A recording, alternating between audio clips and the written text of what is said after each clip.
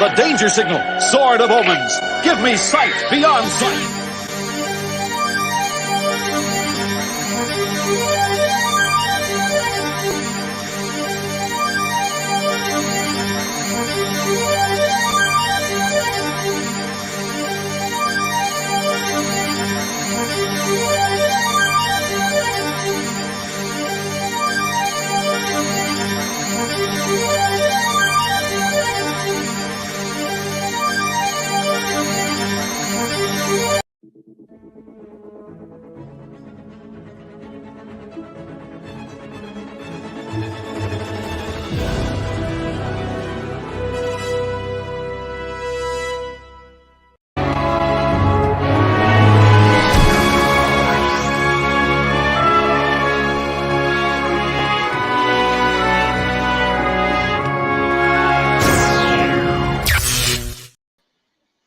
What is going on, Saber? Excuse me. What is going on, Saber friends? It's SpaceWindu, and I am adjusting my station here. We're going to build a couple short blades. I'm going to have some more success than I did the last time I tried this. I'm actually going to build, I got a couple started already. I'm going to build a third one. Two of them are going to be 1-inch blades diameter, and then one of the three is going to be a 7/8. So that's the one that I haven't really started yet. It's the 7/8. I'm going to build that one with a Civilized Sabers blade plug chip. We're going to build a short blade off of that using 3535 LEDs. And I'd figure I'd give you some tips about blade building along the way as I'm making these and doing all the steps that I normally do. I'll tell you about them.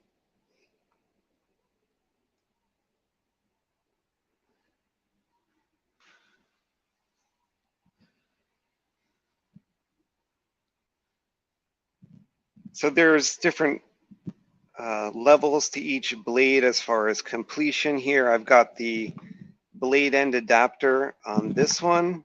These are all going to be short blades just for display purposes in Saber Museum's Saber Museum. So there's going to be short blades in the glass cases, so he doesn't have to have a really big case for just a saber. Each one of these has a Civilized Sabers PCB on it. But on the third one, we're going to use a Civilized Sabers PCB with LEDs on it. This is what we call the blade plug chip, and this allows you to power any sabers that don't already have LEDs in the emitter. This can add LEDs to your pixel saber.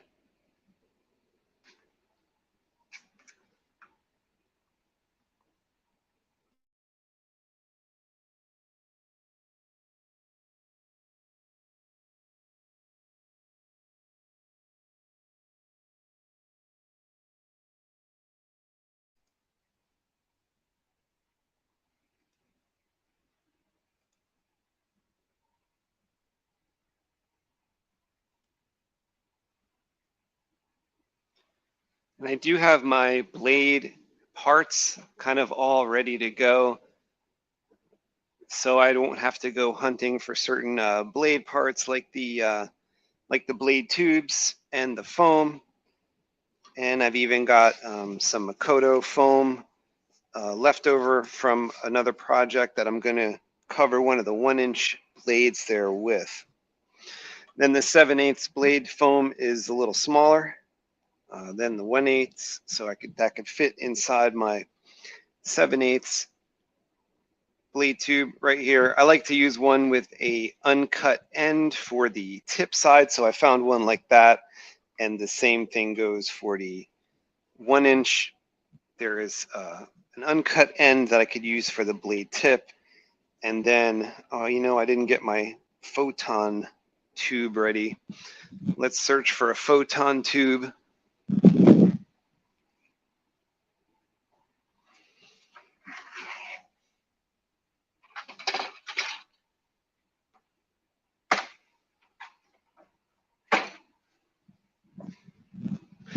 I did locate a photon tube, so we'll be using this unless it's got any blemishes that I find out later, because it does have a nice clean end here.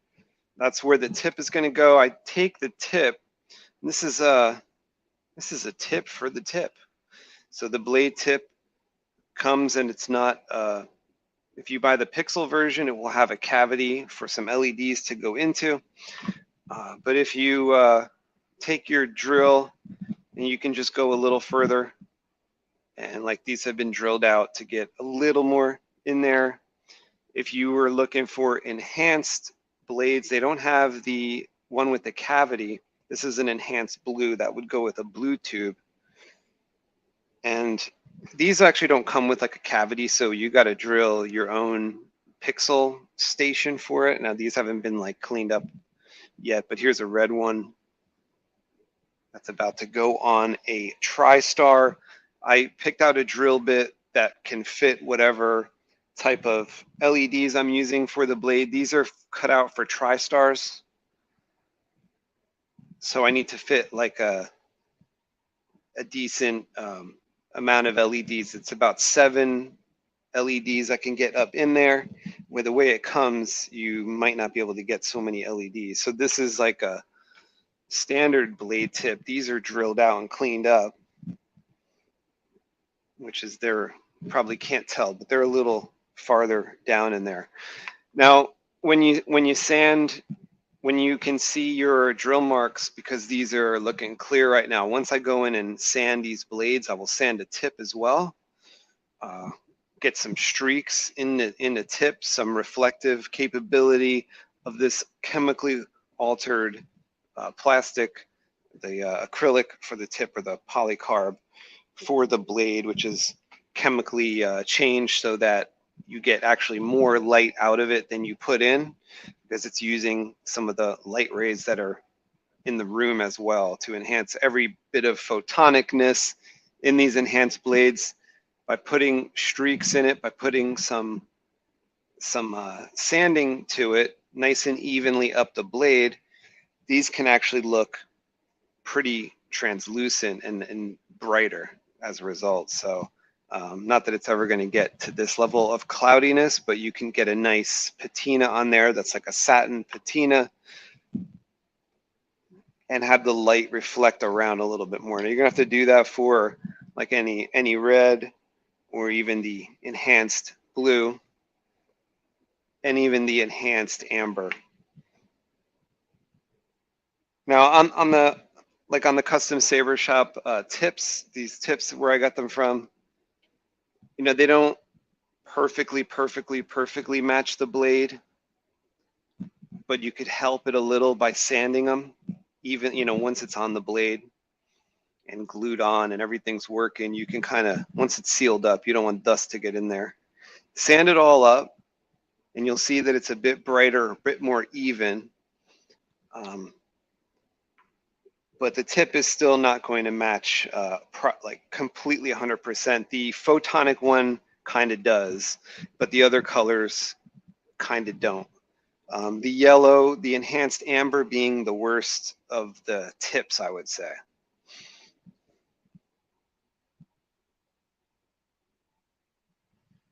So when you're measuring to drill into your tip, you want it to be even along with the drilled section that came with it, and you're able to push your LED strip up in there. And sometimes you can add some material here, like more heat shrink, and get that up in there. Or if you're using skinny strips, your hole can come more to a point, your drill can come more to a point if you want to go that far with it. If you can steadily narrow that into there, you can get more LEDs. When you're using a double strip, it's like, you can see there's like 2 that make it up in there completely. And when I'm doing a TriStar, there's 1 folded over, and there's 3 strips, so that's 6 around and 1 at the top. 7 LEDs can fit in there. You can add some more heat shrink at the top to make it kind of like not able to get damaged, you know. Like when you're swinging it around, that tip can hit stuff. So you don't want any movement in there. Sometimes I'll even fashion a foam bit to put in there, especially on the photon green. So you might see me do something like that.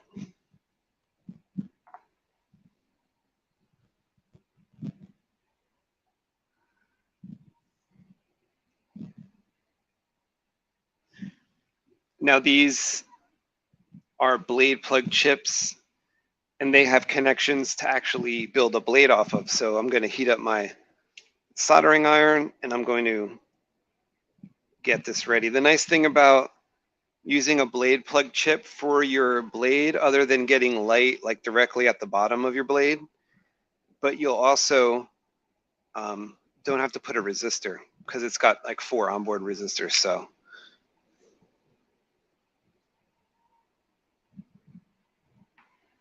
it's already sequenced. There's 5 LEDs there already in sequence. That's 1, 2, 3, 4, 5. So if you're building up your blade with precision, you want to put into your config file that it's 5 LEDs more than the blade.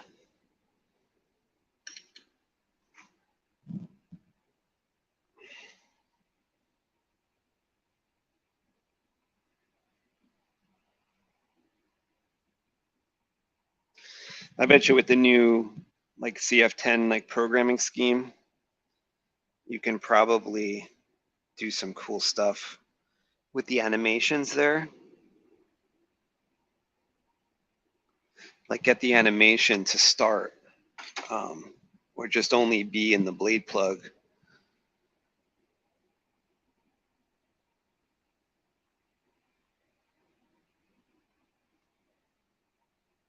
You know, from what I'm told, it could be programmed. The CF10 can be programmed like that in series now.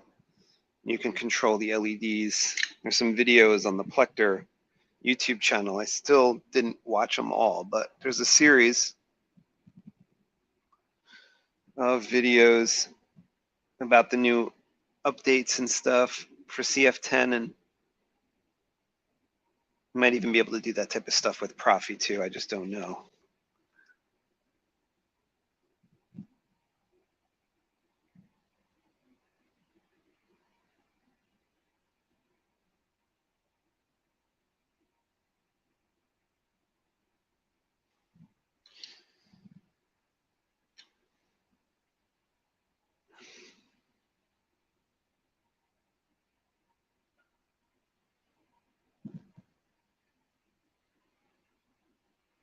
Don't like that big blob on this one. Okay. Let me get that blob off there.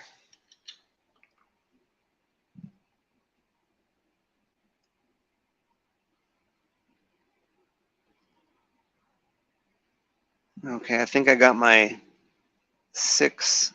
Do I 1, 2, 3, 4? Wait, 1, 2, 3, 4, 5, 6. Yeah, 6 connections on there, and then also just want to make sure I'm going to have to use a 7/8 here. 7/8 blade adapter. Need a deep. I put these through my machine. I put these through my mini mill. Maybe this one will work. My micro mill. Up until I have to do a method to convert these to be able to fit. Now these are from the custom saber shop. And I'm just cleaning it up right here. I did have to go in with my mill because the ones directly from the custom saber shop won't fit the blade plug chip. So I've got Rob Sotomayor working on that project to get me some adapters that I don't have to alter. But for now, let's see. I'm gonna have to be able to pop this in, so I want to make sure.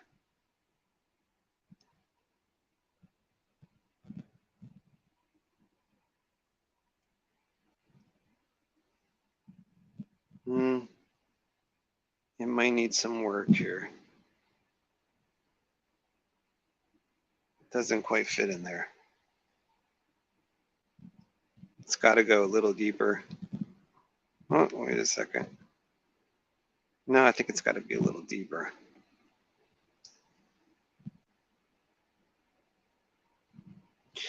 Unless I got too many little peaks here. Let's cut these off.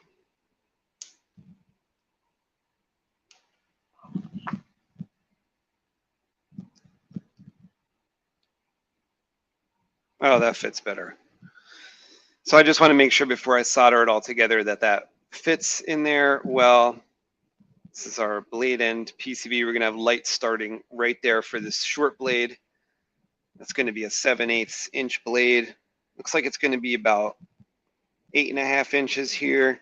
Then we got about a 8-inch dual star Omega. We're going to count how many LEDs. This is going to be like 100 LEDs in such a short blade. Because of the denseness, this is 332 LEDs per meter. We get these ones off of Adafruit. These ones are Adafruit LEDs encased in some heat shrink, 2 layers. This is not connected yet. Let's pop this out.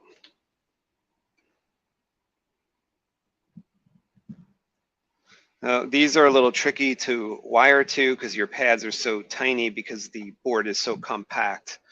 Not as easy to work with as one with no LEDs, but certainly a lot cooler with the LEDs.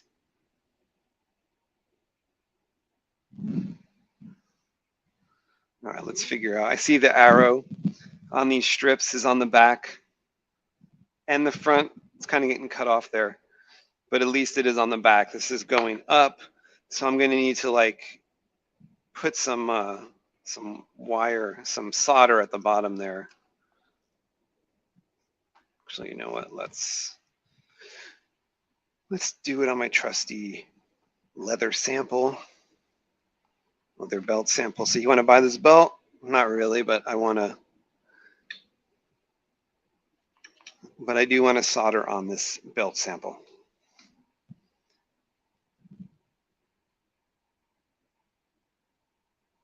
You know what? My other gun works a little better.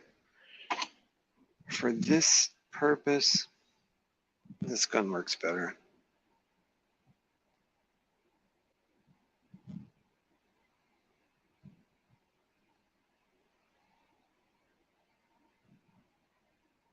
Usually my auto sensing one is not as good for the contacts on these.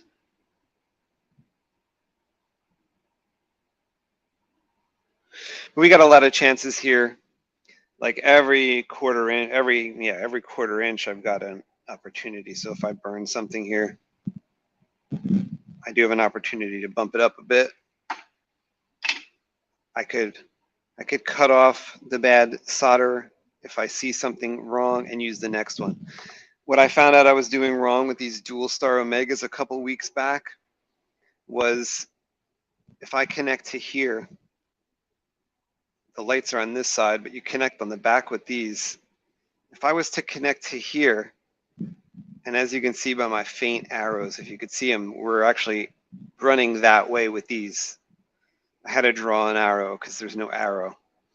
But once I connect to here and I was having all this trouble getting that to work, it was because once I connected there, you have to chop it. That allows this LED to be number 1. If you don't chop it right there or right there or right there, it's not going to know, which is odd. So I'll show you what happened.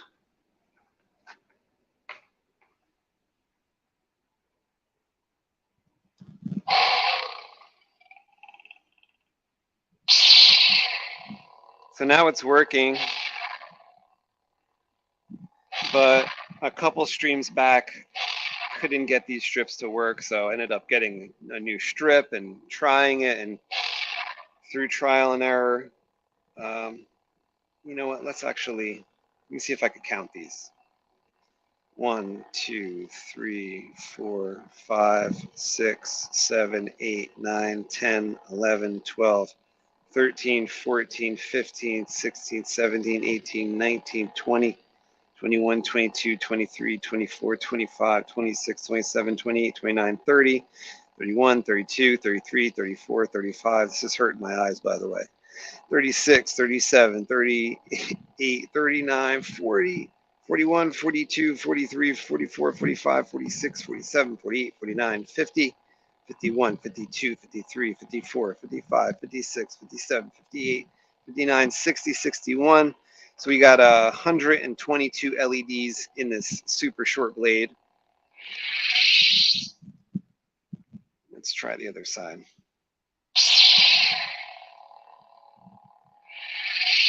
So this is the densest short blade ever. Finally got it to work. Let's try standard.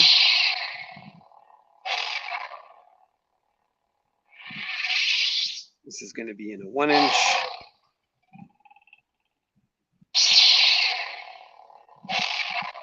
Testing all the LEDs.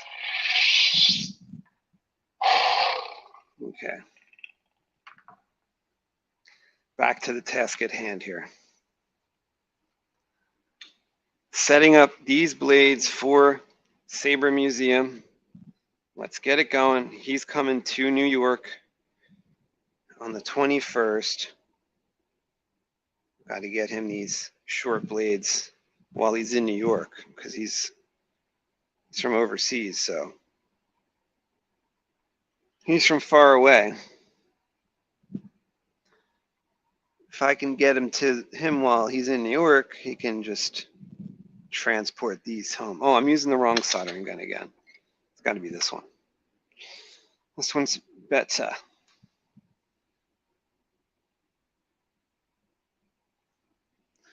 More solder.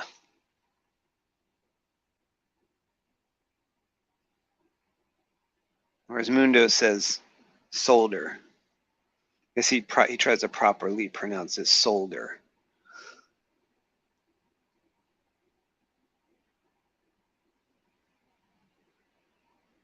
And my soldering guns are weird. Like, I have to lay it a weird way to get the solder to transfer.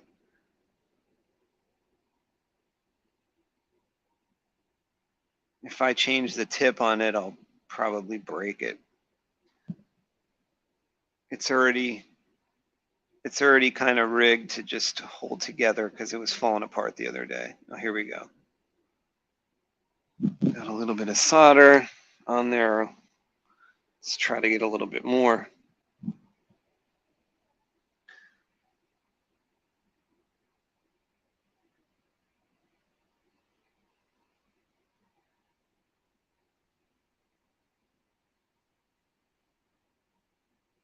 No.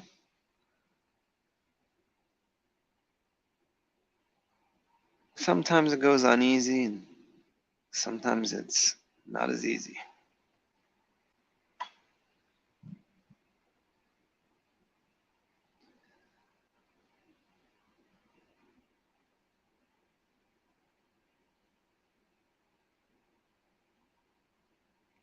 Okay.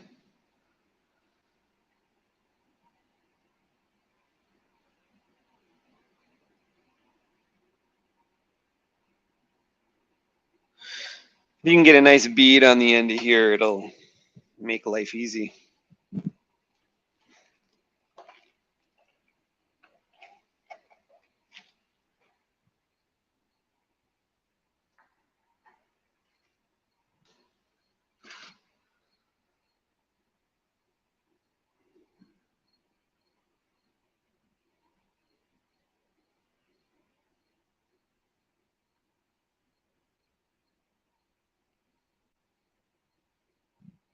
I'm probably frying an LED under there. My soldering gun is having to rest on it too long tonight.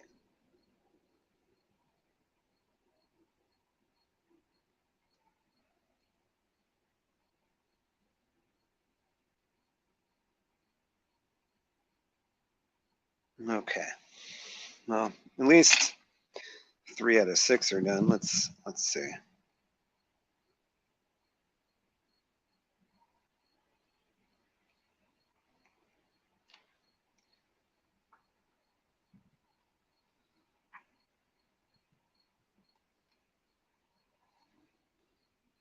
Got positive there at the top.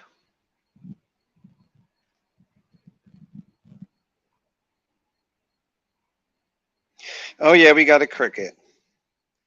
There is a cricket in here. I try to find him to suck him up with a vacuum, but he might be a permanent resident.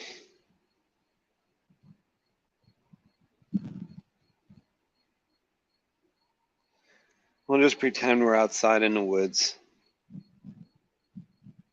Somehow my workshop is powered. Oh, well, I guess we're in the Destiny. We landed in the woods. And I was trying to catch somebody to do experiments on him. And when I couldn't find anybody, we decided to do experiments on blades.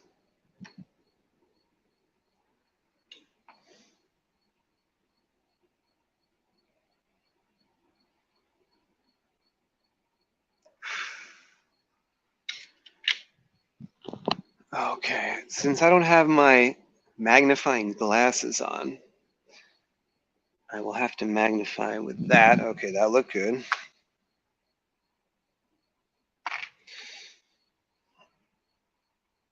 And I'm just, oh, I got some scrap wire. Looks like I could use this wire for data.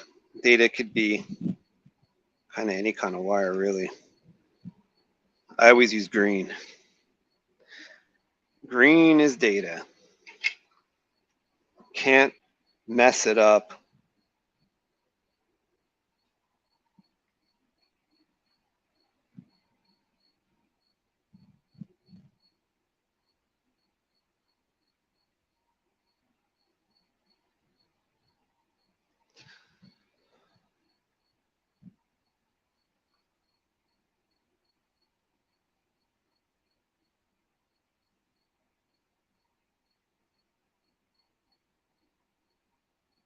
It's not even nighttime yet, really. I mean, and this cricket is going crazy, so you'll have to excuse that audio. But like I said, just pretend you're out in the woods. Pretend you're going camping. I'm showing you how to make the blades better.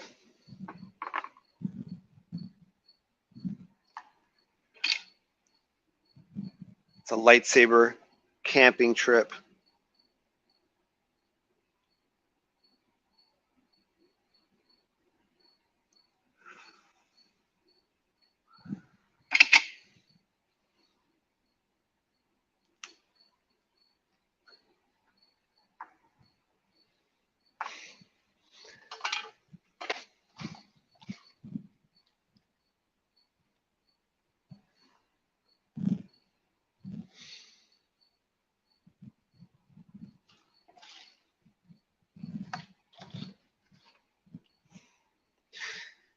And I am just going to look for a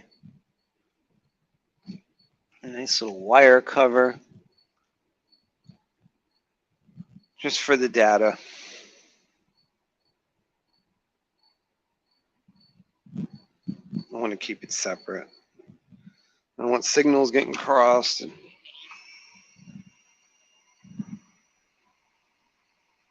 We'll encase that in a heat shrink as well, if it works. We got to see that it works, because like let's just test this real quick to make sure this works. This is the blade plug chip.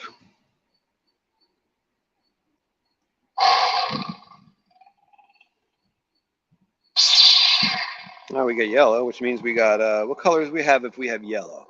RGB. We have red and green if we have yellow on everyone. You can tell we have green. I like to just test the colors here. We're going to be connecting the blade parts to this.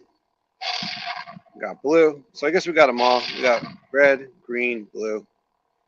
Made a purple. So once I connect to this, then we'll test the blade. Need one more wire. What are we going to use here? Use a white.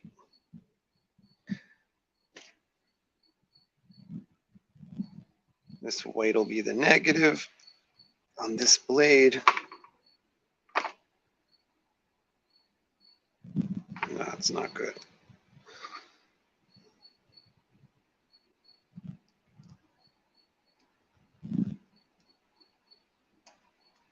It's better.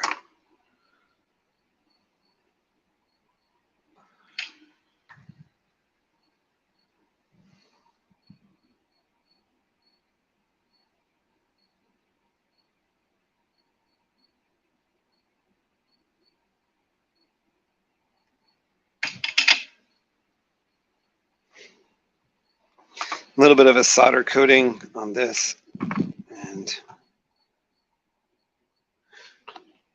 hopefully it just plops right on.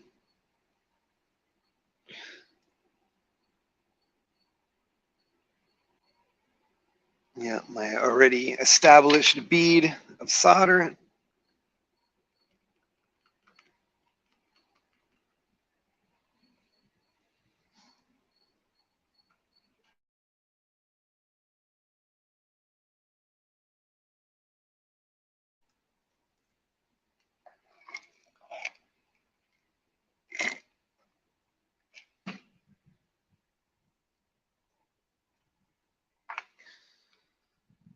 Now we're gonna hope this works.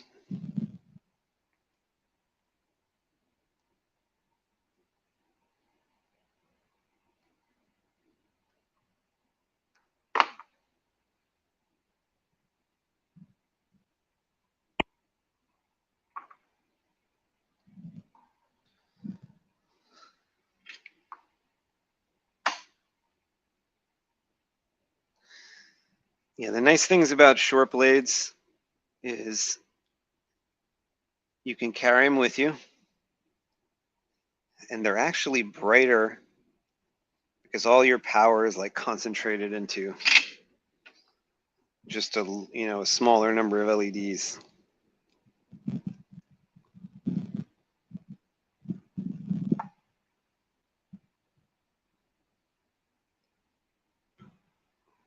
And they could also run a lot longer.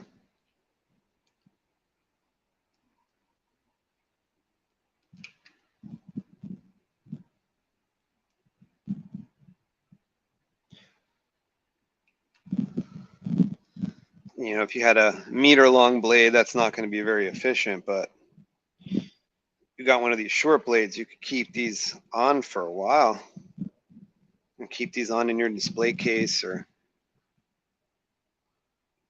if you're like Jedi Arm Stealer, you could power them with a USB cable, so you're not even running out the battery.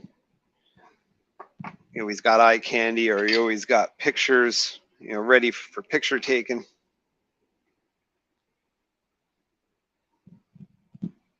Ready to do your videos if you got a display.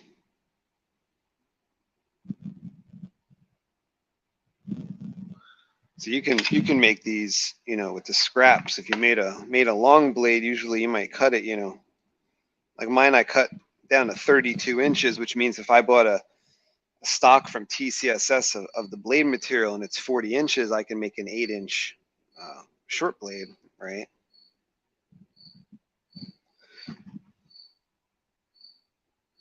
It might even be 9 inches since you got a bullet tip.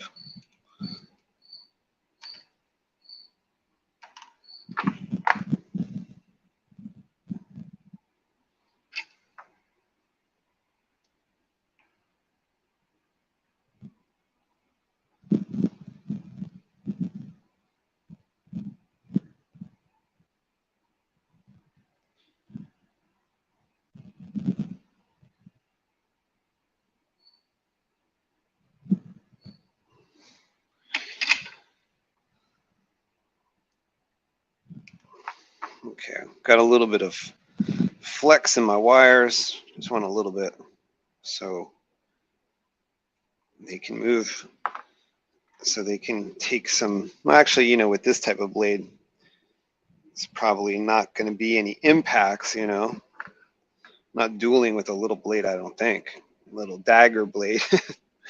But now this leaves a little flex for me while I'm building it, and we're going to have some light starting pretty low on this. Could always flex these more. Let's actually take a little more off. We're going to some pretty small pads here.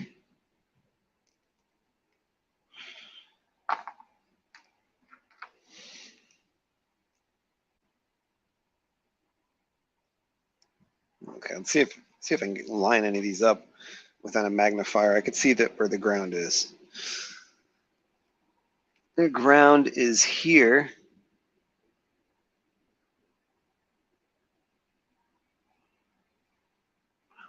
Trying to lay the feet down, you know, kind of flat on there.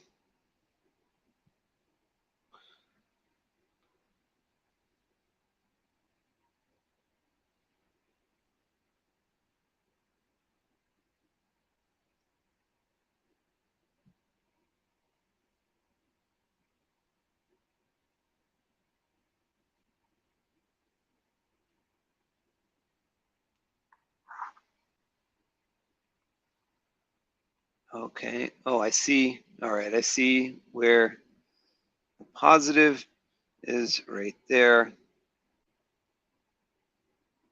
Let's bend that a little back.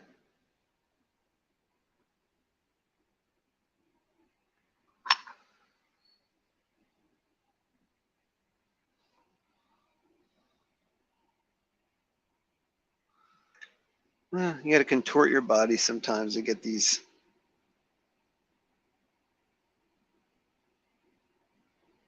Get these soldered right. I hope I didn't touch anything there. Let's see. Now it's hovering a good deal above that resistor. That should be okay. Now let's test this. Or no, let's attach the data and then test. I'm going to go for P1 is this data. Oh, I got a lot of kinks in my wire here, so okay.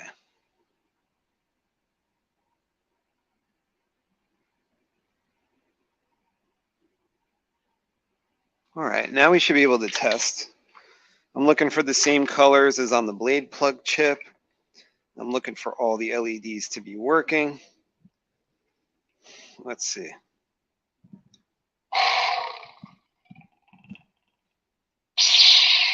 Okay, we got same color as the blade plug chip.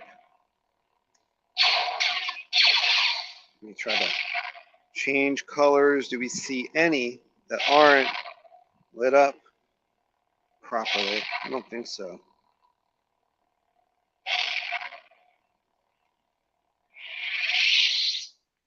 You know what I'll do is, well, for now, I'll trim that top.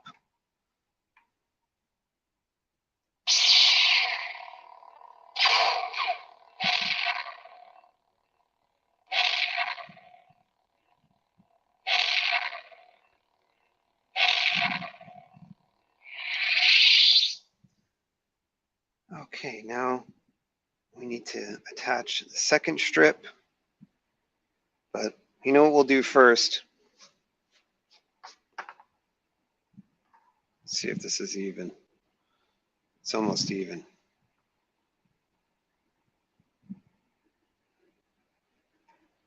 Maybe we'll be able to point an LED forward.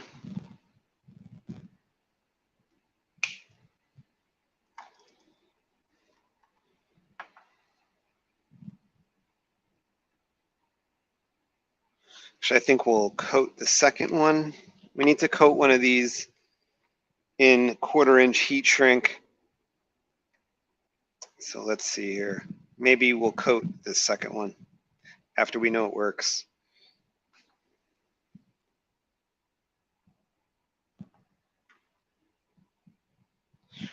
Okay, same thing as before, you know, not the most glamorous thing you could do with your Tuesday, but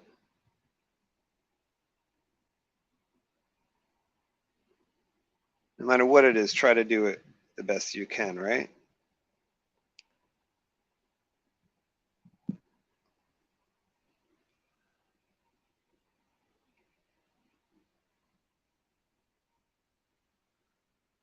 Now I got my supposedly good soldering iron here to do this. Let's see.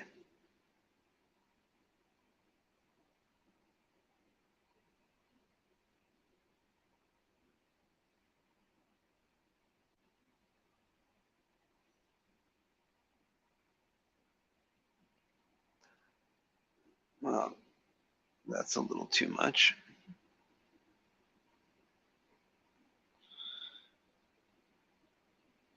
And I'll show you how to test too if it's sticking properly when I get one attached.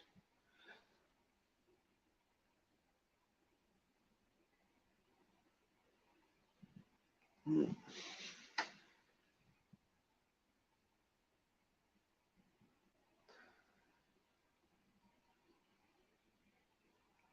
know what? I got an idea. Can bend it a little bit.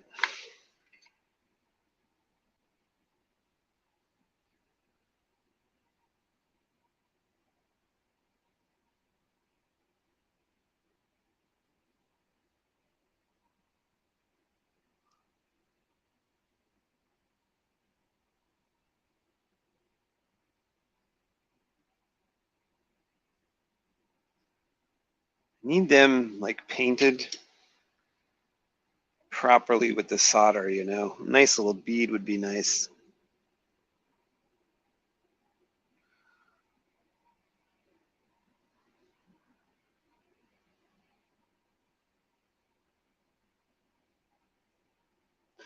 That would just make your life easy for later. If you can get it to stick, you know, let's try my other gun.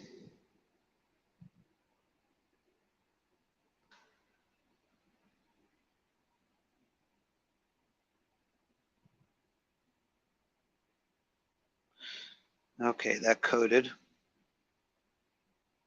That one coated. Let's see.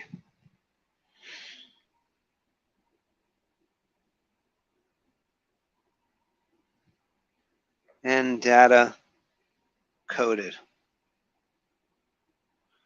I gotta pull some extraneous solder off of this. Okay. I'm gonna trim it a little.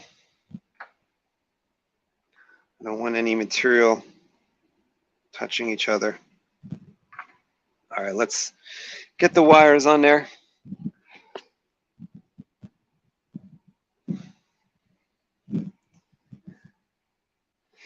Oh, what's going on? I got some people in there making comments. Let's see who it is. Jeremy King Tech, what's going on? Hey, Space.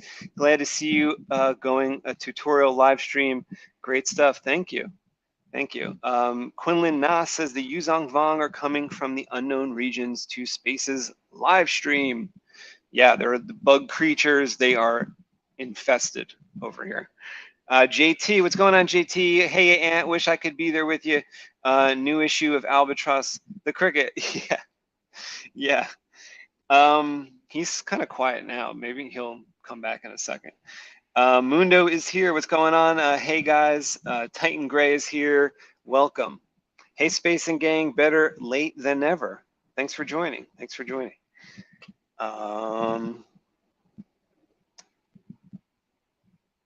Let's see. Oh, Titan says, "Thank you, Space, for doing this." Oh, of course, yeah. I hope you can. I hope I can help you guys build a better blade.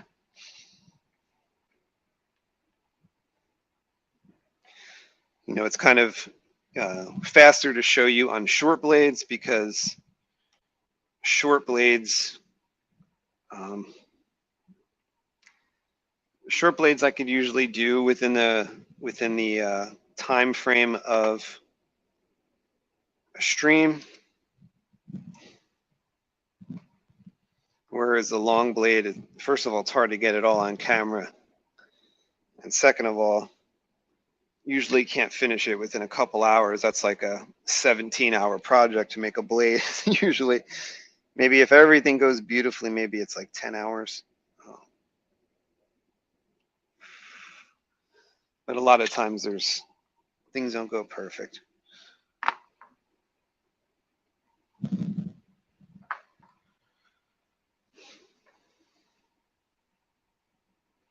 Sometimes you even have to stop because you don't have something. You know, there's like 27 things you need to make the blade.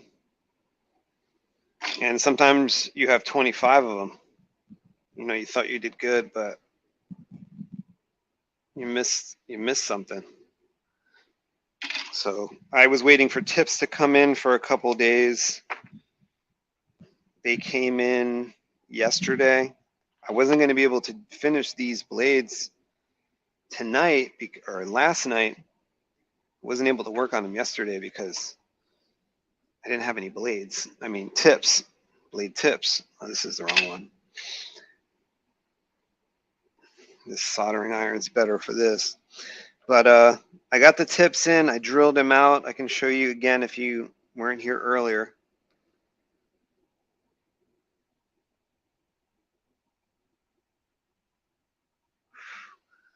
These blades are for the Saber Museum. We've got the high density 122 LED blade right here. We got a short blade that's going to be a 1-inch photon. This high density one's going to be a trans white, and the one we're working on right now is going to be a 7/8. So I've got my 7/8 tip kind of drilled out so that as far as it'll go without poking through the other end, we want to, oops, what's that? We want to be able to poke in like a lot of LEDs. So, you know, you can put in a lot of LEDs up in there. So it should light up the tip pretty nice on the 7/8. Same thing for the 1-inch, which you can't really see. I drilled it out, but I did. These ones you could see I drilled it out, and these ones got drilled out from nothing because they don't even come with a channel yet. So like a red, they don't come with a channel.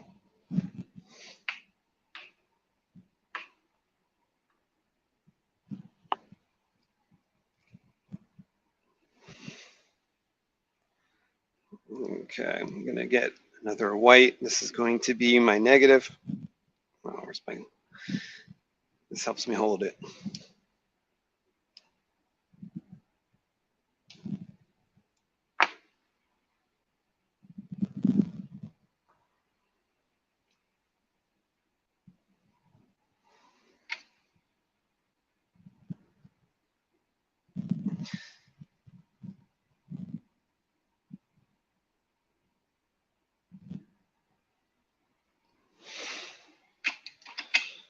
Coated it up with some solder.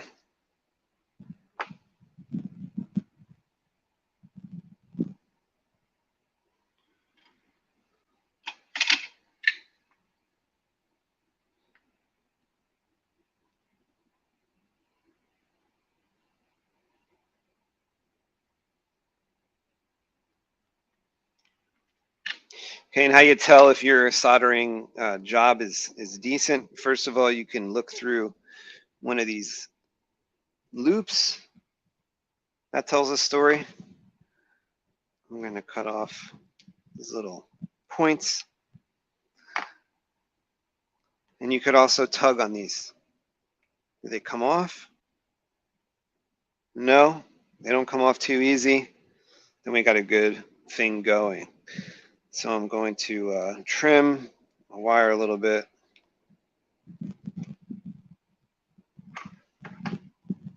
These I could, you know, use again probably.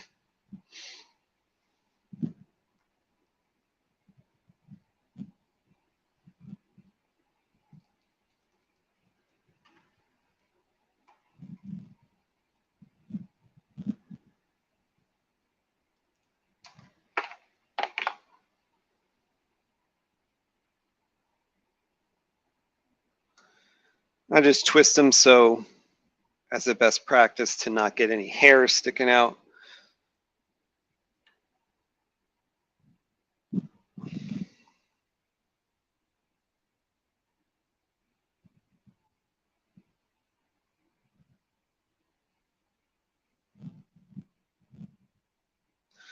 Kind of think of this part as like painting. You can paint the the solder right on the wire. Sometimes it takes better than other times, but make sure you get a coating on there.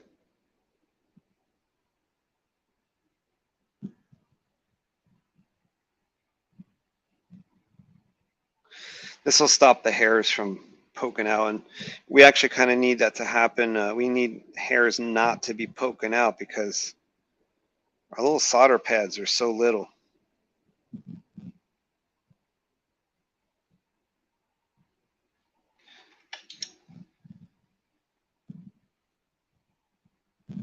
I think this is coated. It's not perfect. Let's keep going.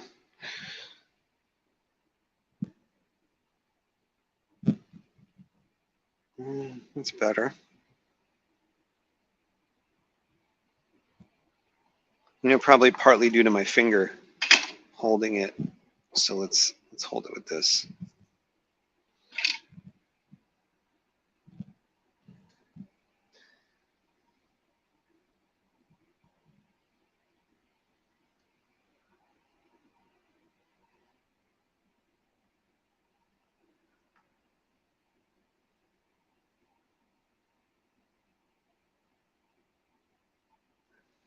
Okay.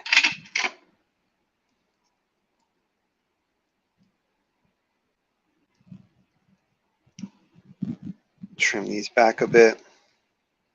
Now, I am trying to keep my workspace a little bit clean because I don't want to get any of this debris inside of my foam or anything. That would be annoying.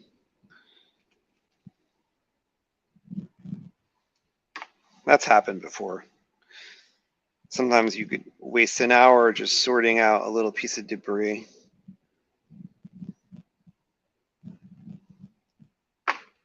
So before I started, I got some Windex on a paper towel. Kind of went through here and cleaned this off.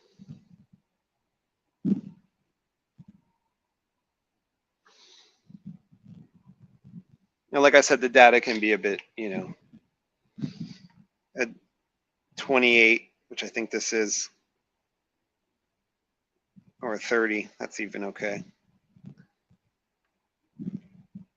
For the gauge of the wire, the data is just carrying the signal. It's not really doing a whole lot much else. But I mean, it could ruin your day. I mean, you know, if the data is not doing its job right, it could ruin your day. You want a good connection.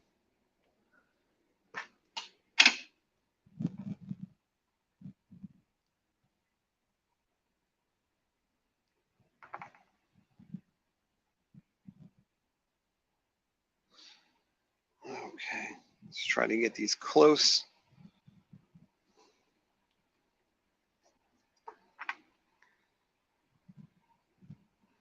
And what I'll do is, since I do plan on covering this if it works, let's cover it a little bit now.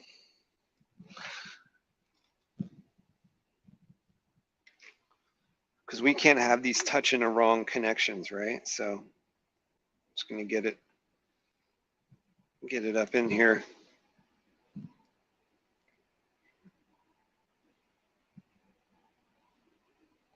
I got a piece of plastic here, 1/4 inch heat shrink clear. Get it up in there.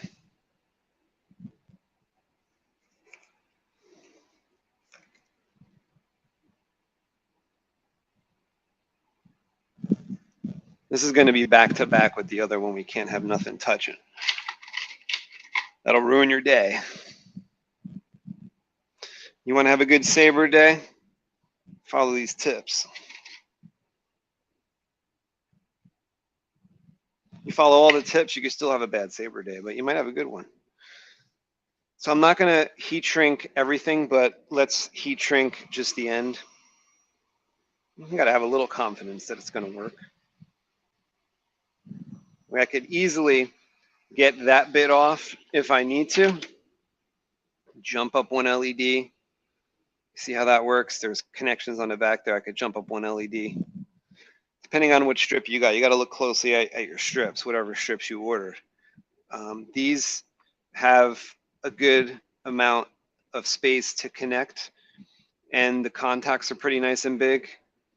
Some strips, the contacts are a lot smaller, so you know, you're gonna have to check your strips. Let's get this. Not all strips are the same, or not all strips are equal, however you want to think about it.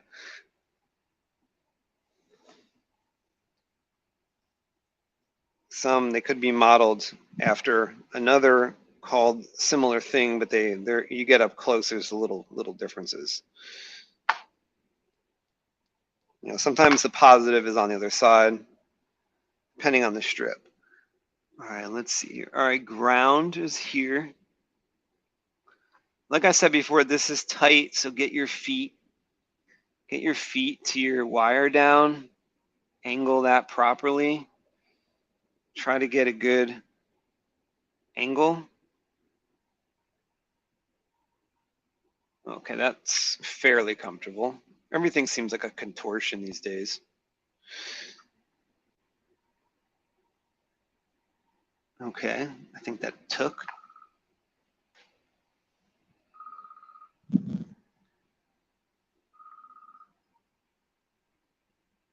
Okay, I'll have to call you back.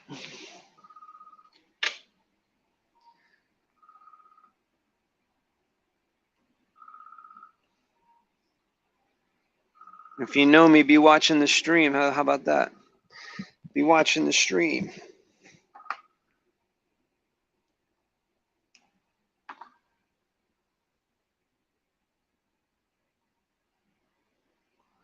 Okay.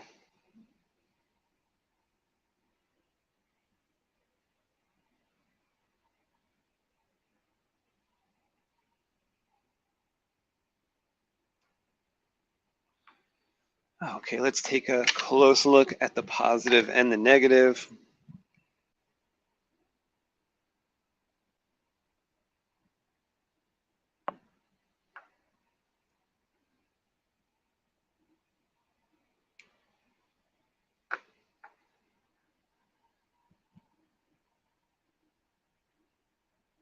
Oh, good. They look good. Now it looks like I have to cross over. It's almost too bad there's not enough. Didn't leave quite enough wire to make that super comfortable, so I'm gonna heat us up, push it down, get some slack in the other wire. Have to kind of cross over. Let's go through, get some better distance out of it. Go through. Have to go over here to get to P2.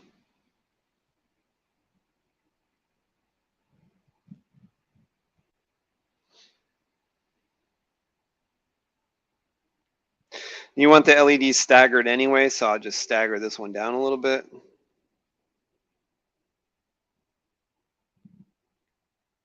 When we put the next layer of heat shrink on, we'll make sure it's staggered. But let's just make sure it works first. So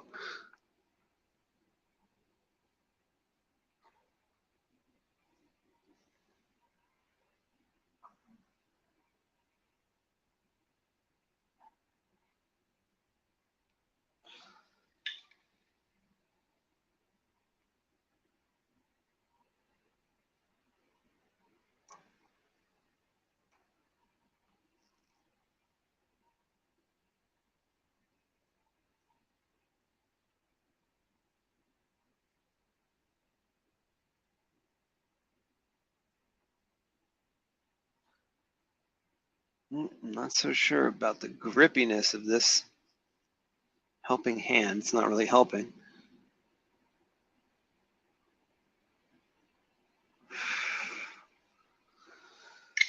Okay. Out of the way of the resistor. Let's take a close look. Okay.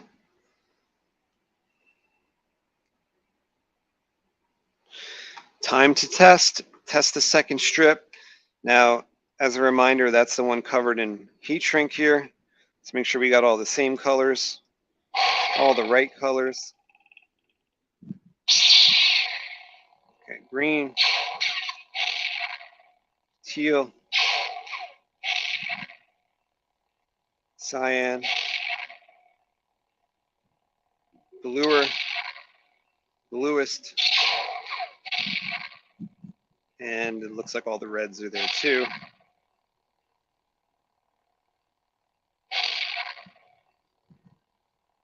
Okay, not too bad. Oh wait, let's, hopefully that was my finger and not something wrong. Let's make sure.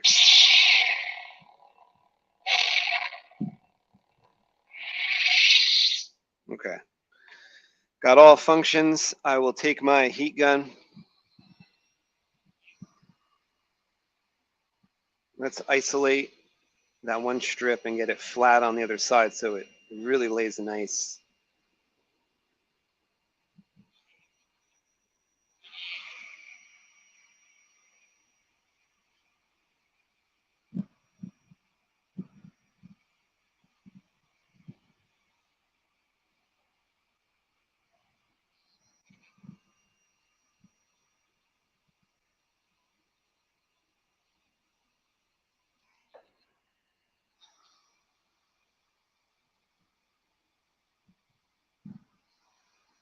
Got to go in just one direction here.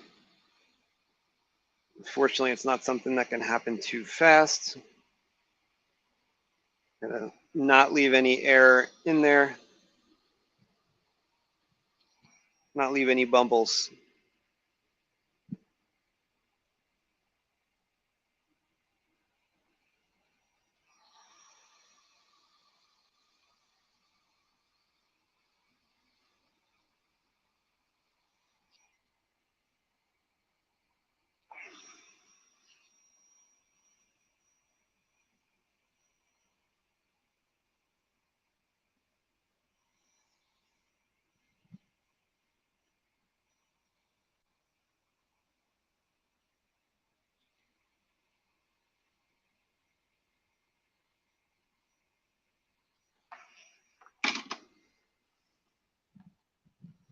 Lay flat. It'll only be warm for a couple seconds, so we want to just train it to lay flat. I'm going to cut the tip off.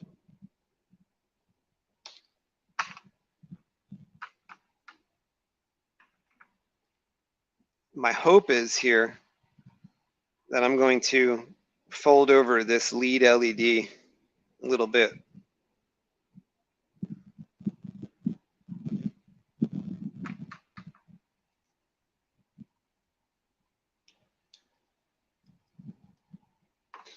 And we're going to accomplish more of that by just getting these LEDs on this strip to go down a little bit.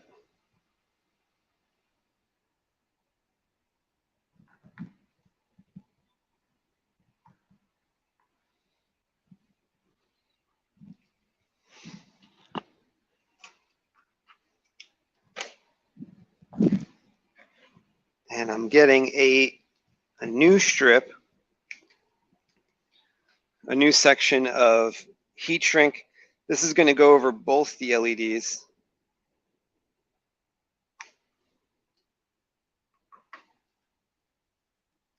Both the strips.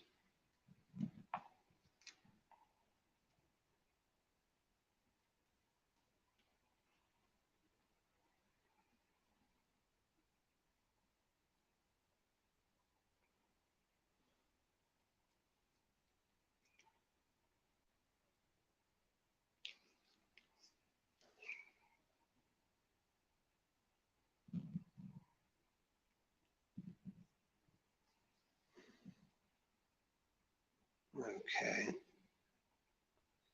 I want this strip to come down a little.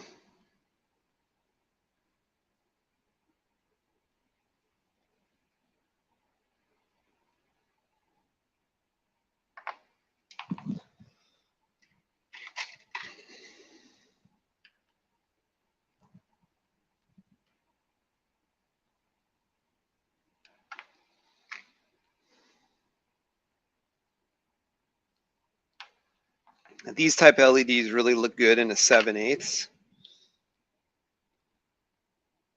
That's what we're going to make with this. If you diffuse it right, it's going to look so good.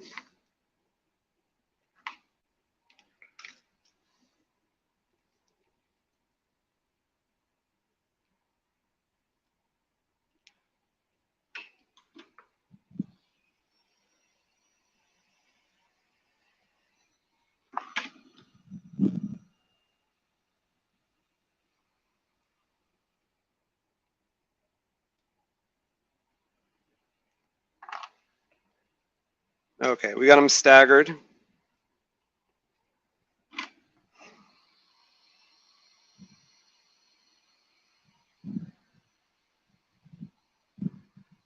Just heat shrink the end right there and test. Make sure everything still works.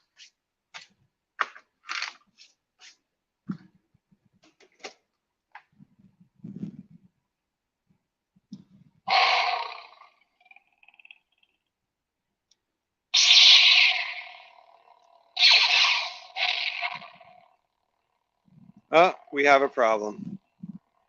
This bottom LED right here. Look, it's going to be missing something. See, it's missing a color.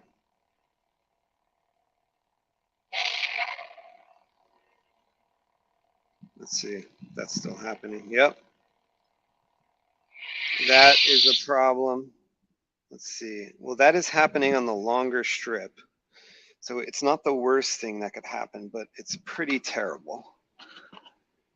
It is pretty terrible, which means I broke something.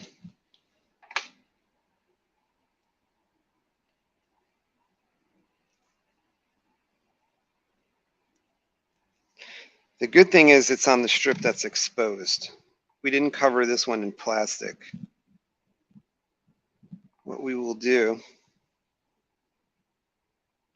I always think, you know, better that it happened to me than the customer, right?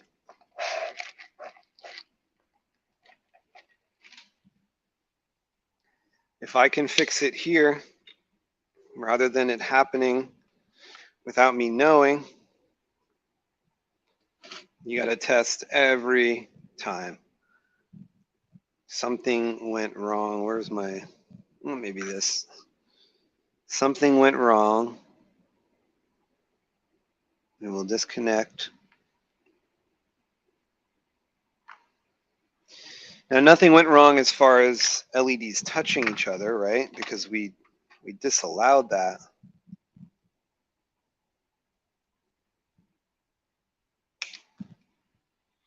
Okay. This could be only a 10-minute detour. Let's hope that's the case. Well, let's use our method here with this. 10-minute detour. Oh, we got Solo Sabers here. What's going on, buddy? Jeremy's here. Bobby Susanback is here. Felicia Marie is here. What's going on, Felicia? Bobby says, how is everybody doing? I'm doing well. Hope you're doing well, Bobby. Guy Loren is here. Having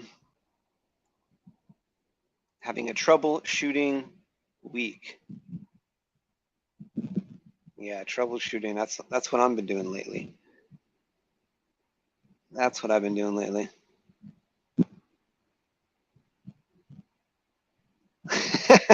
Godless says, test at every step. Words to live by, just demonstrated by space.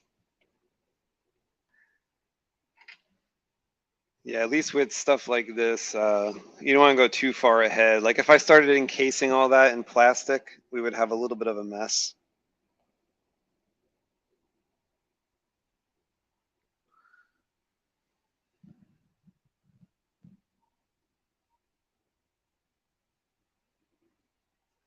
You know, I could have damaged the LED while I was preparing it, like I'm preparing this one here. LED's like right behind there, you know.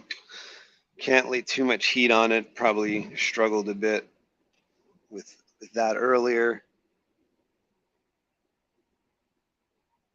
I'd rather just a nice bead.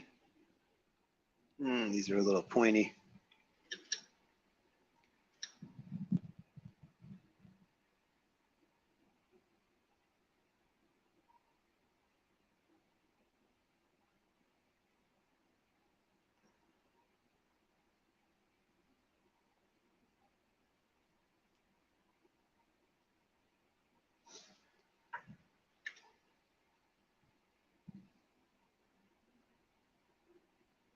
If I can get this middle one to stick, I'll clean up the end one.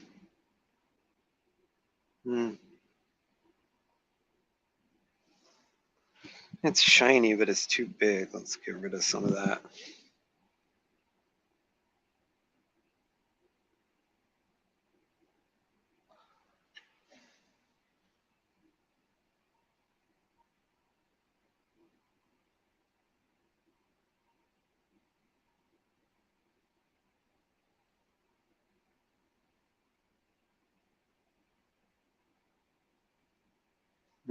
Almost.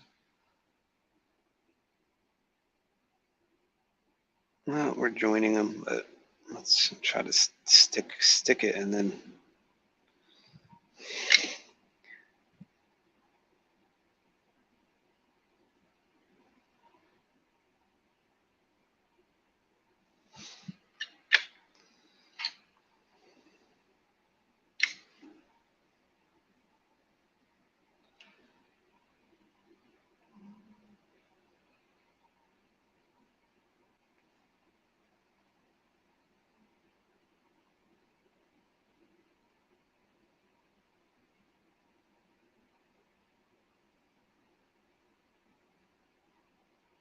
Yeah, probably laying the soldering iron on its side ain't helping the situation, but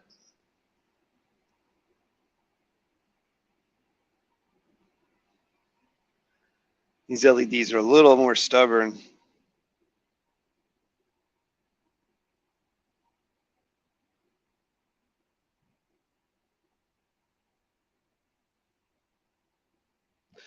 At least the pads are big. I don't like those other ones with the tiny little pads.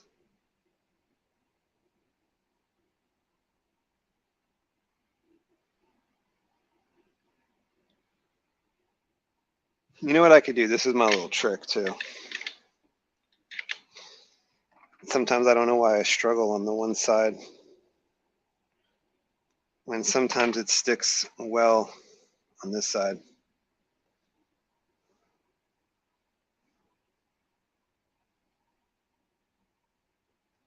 Let's see. Let's try to stick it to this side.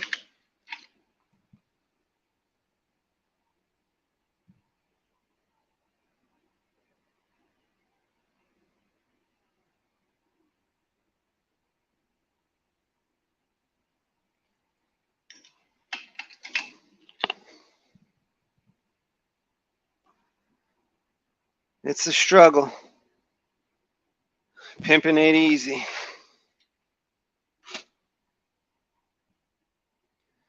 Nobody said it would be easy.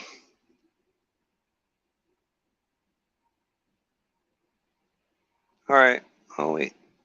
Looks like we stuck.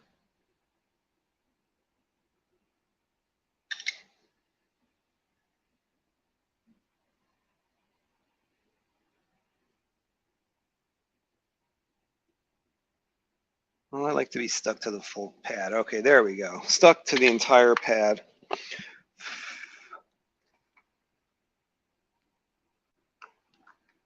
One on the front, two on the back. Oh, no. The test didn't work on the test. Just popped it right off.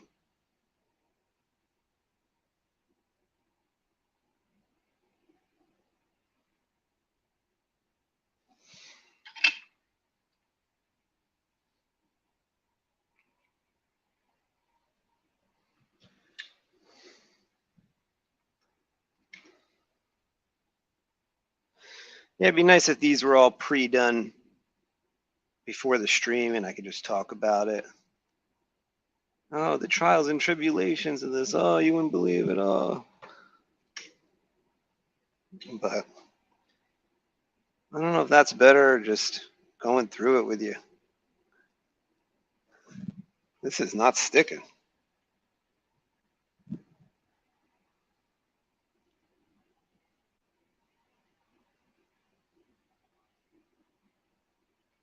Is that sticking? That's better. That fools me.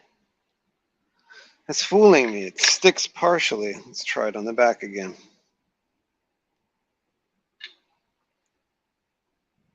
Does it control your actions? Partially.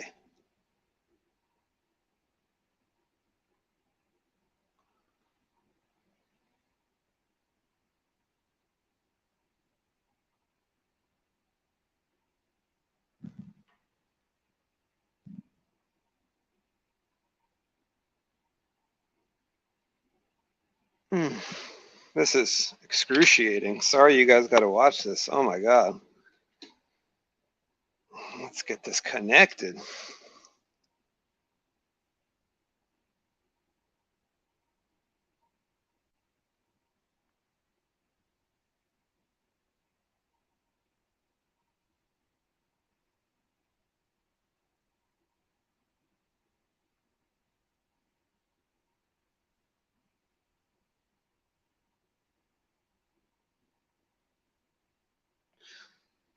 Well, it's starting to take.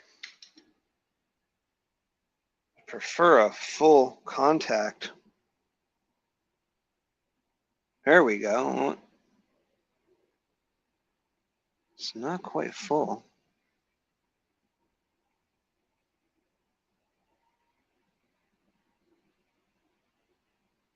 Okay, there we go. Jeez.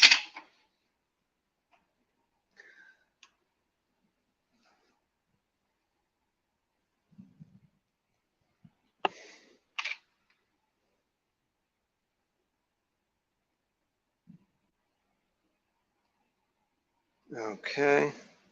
How are we going to do this?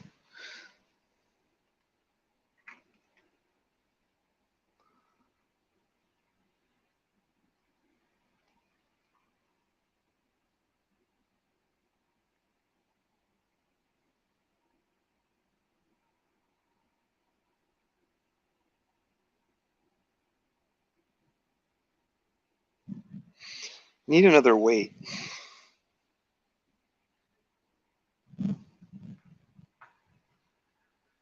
What do I got here? Maybe this?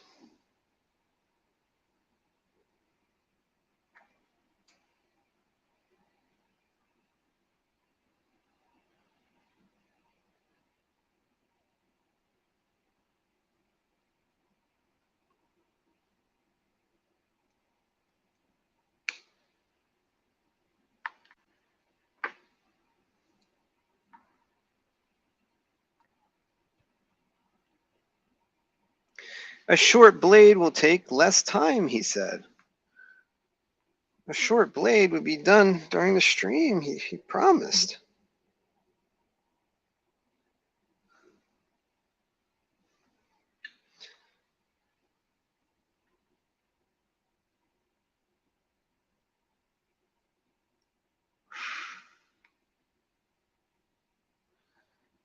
He promised that we'd see the blade.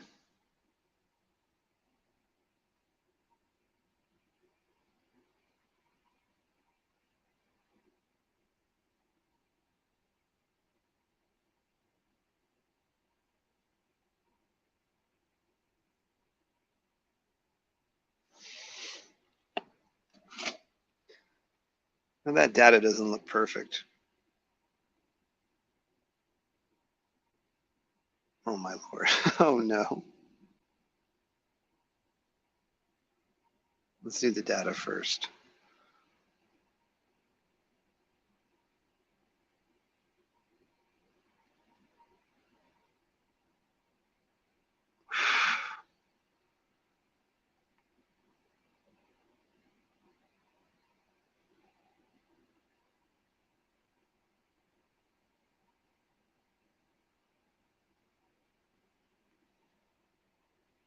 This is not a good weight.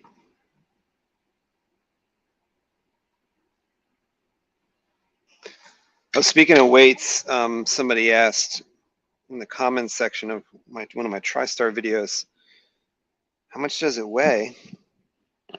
So I got out my little gram scale, which goes up to 4 ounces, apparently. 4 or 5 ounces it tops out. It was heavier than that, but it seemed to be less than a pound because I couldn't weigh it on my home scale either. It just registered as 0.0. So I guess it's somewhere between 4 ounces and 15 ounces or so. I have to I have to get a different scale, I guess, for a 32-inch TriStar. All right, let's see if this worked. Could have burnt out another LED there.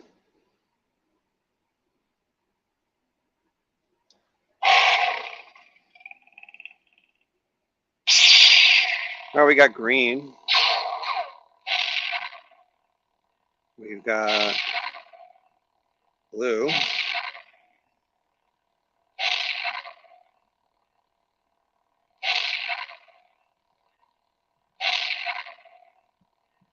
I think before we're missing red.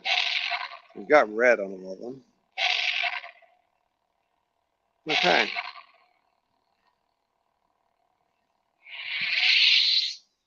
Okay, well that's a relief. All right, we need a new piece of this because this is not long enough anymore.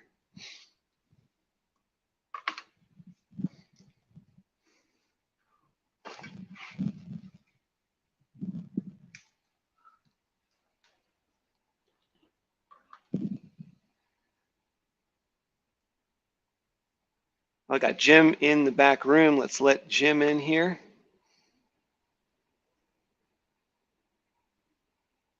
Which one your Star Wars lightsabers? Where's your lightning? Go! I got it! Me too! Zap! Zap! Zap! What's going on, buddy? Not much. Sorry I'm late. Oh, no worries. I had to run into work for a little bit, and then traffic was a nightmare. Oh, really? Yeah. No worries at all. I was going through some problems here. I think I got them sorted. Yeah, it sounds like you're having a little difficulty. See, like short blades, I guess I don't have good luck with them because I can't seem to make a proper one on the stream.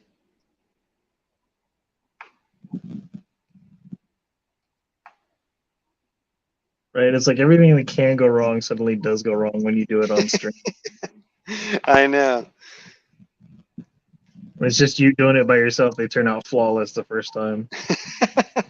No, I still have problems like when I'm by myself too. I can't say I don't, but it seems like less, right? It seems like less because it's like every other time now on the stream I can't get it to work. But I at least found the problem with the 332 that I had that other week is that when you connect them, like let's say I connect here to go that way, I actually have to cut like right there or else it won't work. So maybe those other strips I was working with, even though these are completely different strips, those other ones that I was working with may not have been at fault. So It like could have you been just took it out. So user you got error. okay. Cool. Yeah, it's like I had to like clip them for it to work properly.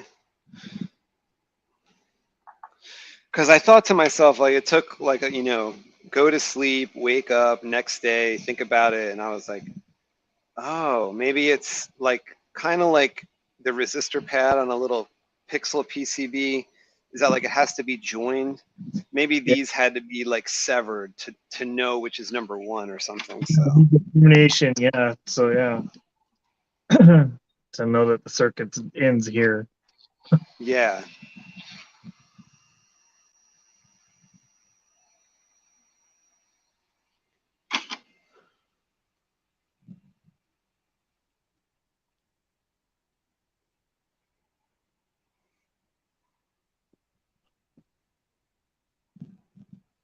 I'm just going to test again now that I've gotten to the stage I was before when I saw a problem. Let's see.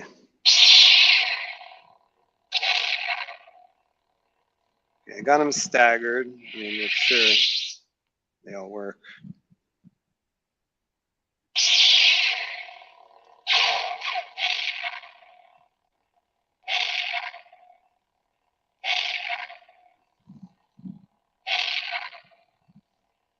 All the base LEDs are working. Whoops! All the base LEDs are working as well. Oh, so your chip? Yeah, I'm using a blade plug chip with this one. Right on. Try to get light started like Yeah. as low as possible.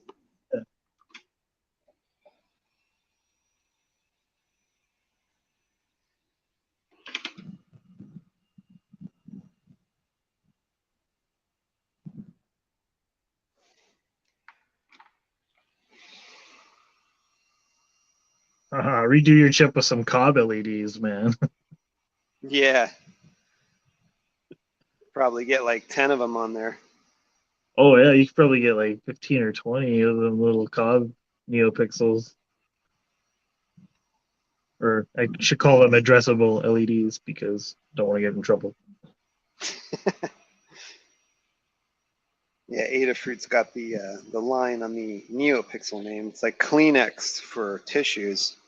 Right, yeah.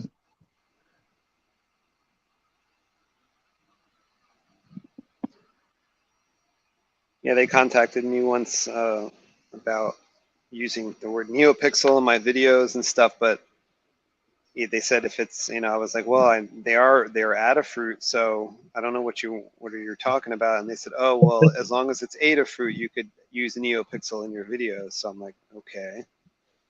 Like, don't you guys see, like, I'm ordering like a ton of LED? I mean, maybe they don't know the name to the YouTube channel. Yeah, but.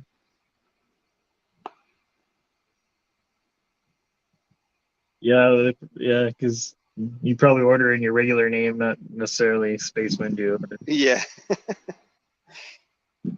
Civilized Sabers.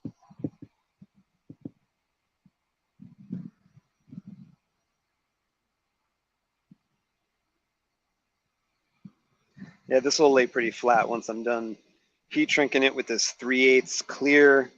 We'll get them to just like get together. So, if you're building your own blade that's like a dual star like this, 7/8, these are the best LEDs to use, really, because they're only 7 millimeters wide. So they'll look good in your 7/8.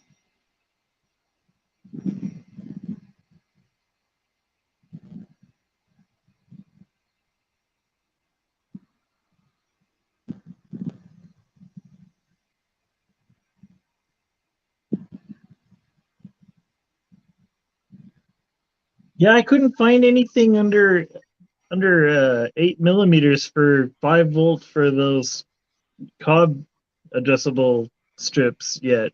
Only the 12 and 24 volt were smaller than 8 millimeter.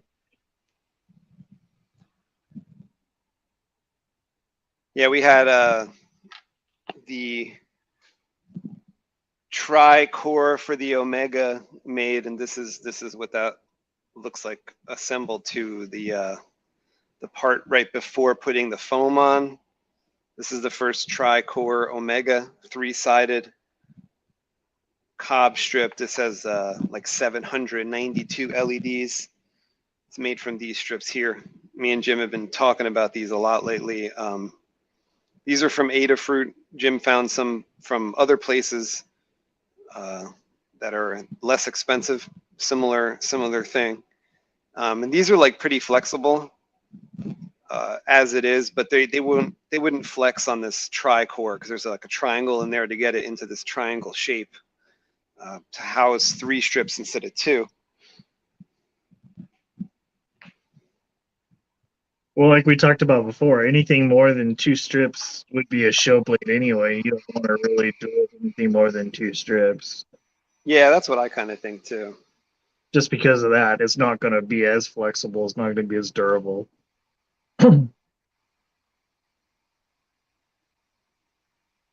Yeah, like these ones that are like back to back, they can like warp pretty, they can bend, so it's not that big a deal to duel with 2 strip.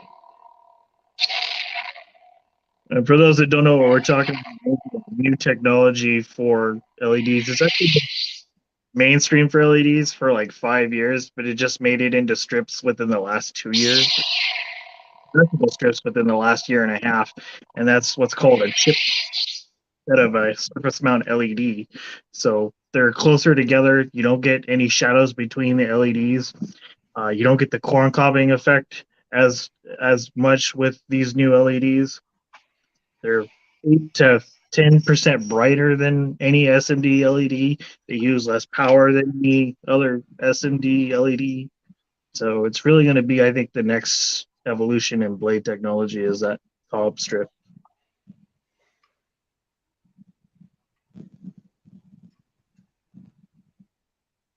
The animations are amazing. You get so smooth of animation. It looks so good in a blade.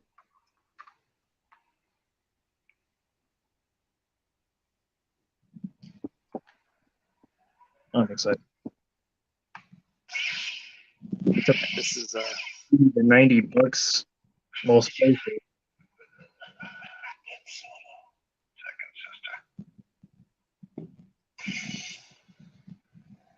it's an example of like animation on that.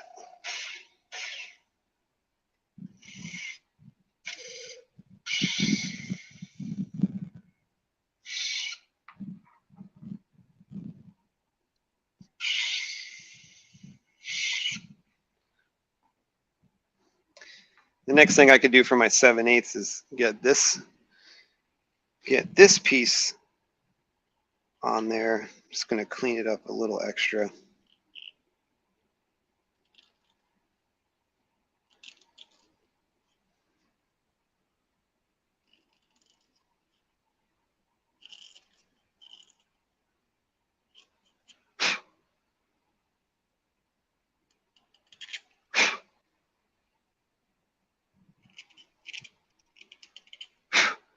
These are for the Saber Museum.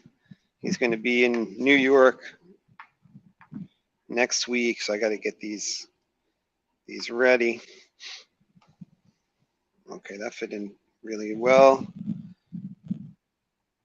but I want to get a little bit of glue there, and hopefully it snaps in the same way.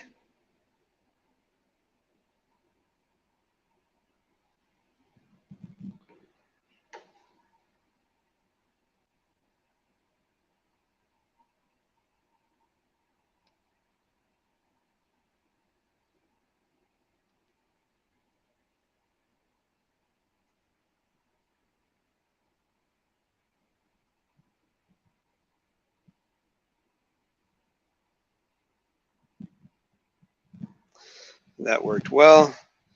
Once that glue is a little bit drier, I'll test it. And whoops, let's see where we're at with that one. We need a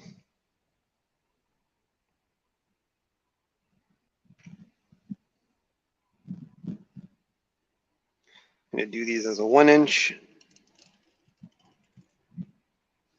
I got to alter these blade and adapters for the moment. The way they come from custom saber shop doesn't quite fit my PCB, so I drill them out a little bit.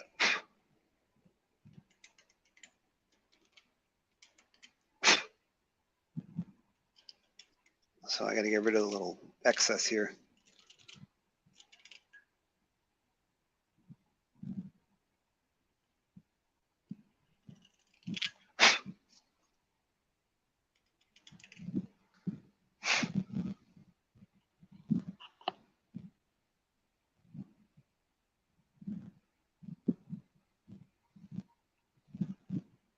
Alfonso Fuertes is here. What's going on? He says, I'm about to buy some chips from Germany. Here I have the problem with customs. They stop everything coming from the US if some info on the company is coming in the envelope. Yeah, Germany is a little hard to ship to.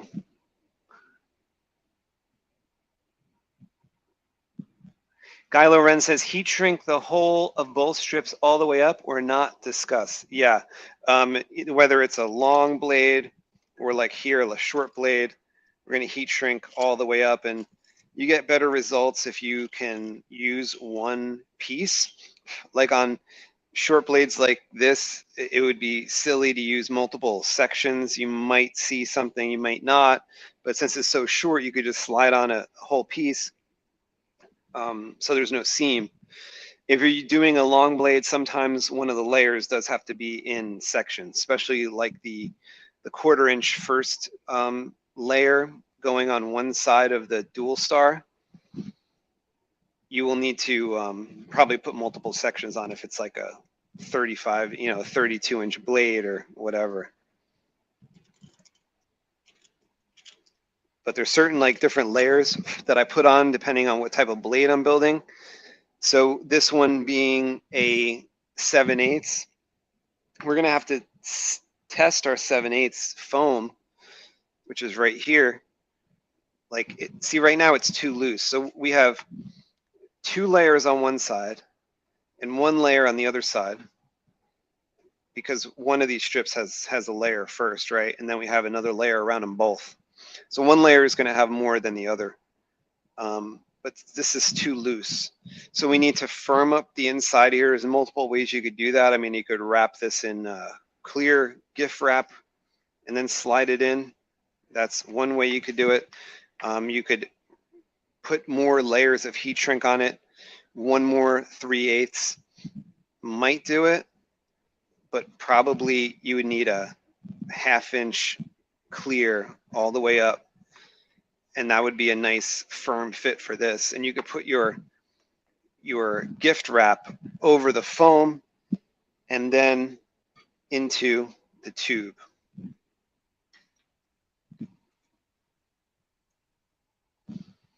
So let's see here how this fits. This is for my 1 inch. Oh, that fits really, really nicely. I got to make sure I don't get glue all over the place when I do this. That would ruin things. That could put a damper on the day. You glued yourself to a desk on live stream? Why? What's that, a comment? No, I was making a joke. I was like, you glued yourself to the table on a live stream?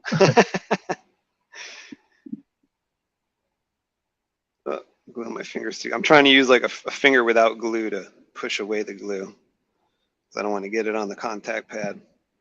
Right. Let's see a little more. Get that rid of that. Okay.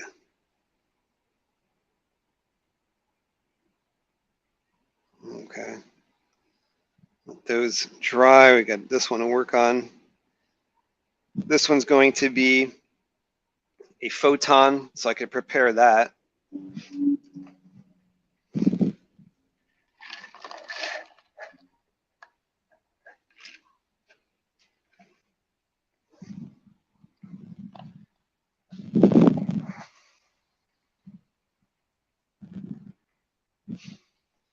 can follow me while I rinse my hands here. Try to get this glue away. We don't want like any type of glue will like hurt the foam, so we don't want any glue near that. And I got a couple pieces of Makoto foam that I'm going to be using for these. That'll be cool.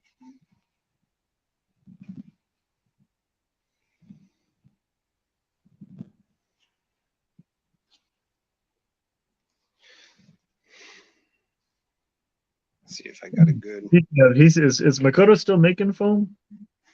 I hope so, because I placed an order the other day, and I really hope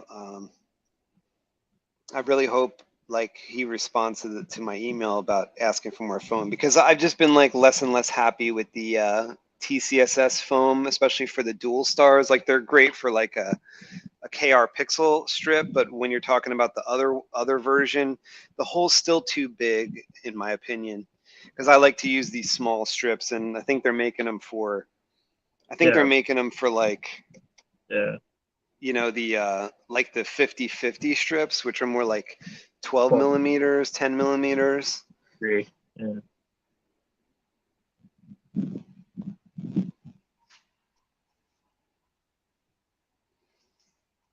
So what I'll do here is I'm gonna like pick out a nice tip for this photon, get it lined up,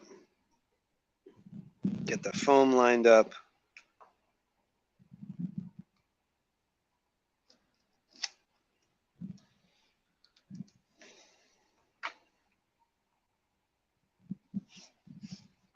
Still a bit loose there, so I will add probably a 1/2 inch. Let's do a 1/2 inch.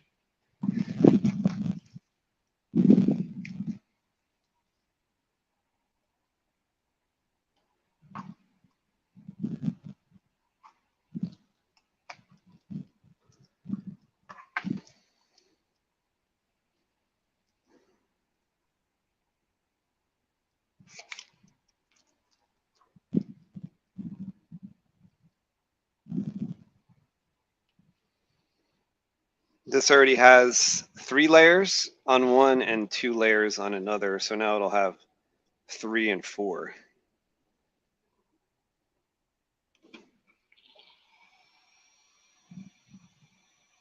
This is not the good part of making a blade where, like, if you got a TV around, you can, like, or, you know, your computer, put on some movie, put on some show, and you could kind of only, this is like the only part you don't have to like pay 100% attention to doing it. If you get the method of just doing it evenly, you can kind of like watch TV, or like when it's a long blade, I mean, imagine a 36-inch blade, you got to go up the blade like this several times. So it's a good time to put on, you know, some Cobra Kai, a good time to put on some whatever you like, Lord of the Rings or Star Wars. Oh, don't Episode get 2. me Lord of the Rings, man. I was watching the extended edition earlier. Oh my God, it's fantastic. Yeah, the original stuff. Yeah. Yeah, like the 4-hour, 4.5 hour, whatever, like Yeah. Fellowship of the Ring. It's so awesome.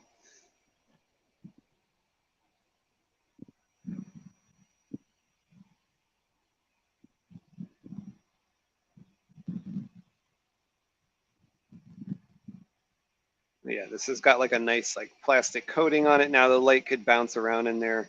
It will also do more diffusion as well. I got some nylon tube will go on after the foam. You get the nylon tube from the custom saber shop as well. They call it like the nylon diffuser. And then if you're building short blades like I am here, you could just use the scraps from other blades, assuming you buy, you know, the full-size tube or the full-size nylon diffuser. Didn't it used to be cellophane diffuser? Wasn't it we used to wrap stuff with cellophane? Sometimes I do still, like there's been some blades recently I'd use cellophane. They got a nice piece of it at the custom saber shop that you could order. You could use gift wrap from like Amazon. You could buy several different ones and see which one works better. They're not too much money. Sometimes it's like $6 or $8 for a roll, and you could get a couple different ones. Like I got a couple different ones. Like, you know, one of them came kind of wrinkly, so I was happy that I bought a couple different ones, and one of them is like wrinkled, so it's unusable for us, but maybe it's good for actually wrapping presents.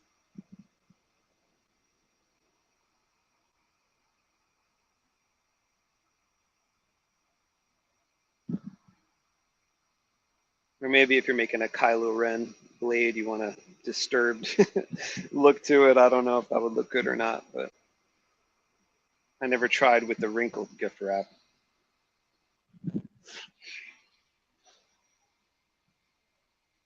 Well, like they make a mirrored vinyl wrap for like vehicles and stuff. And I was thinking maybe it's something like that, just to test something out and see what that would look like. Yeah, I've tried like other material, like another material that kind of looks good is like, I think it's called letricite. It's like a cloudy type of material, but that I could see the seam a little bit. Oh, that's what I was worried about, if you'd be able to see a seam on it. Yeah, like I haven't given that to anybody in like a customer blade, but I've tried it for my own blades, and I'm like, I could kind of see the seam a little bit.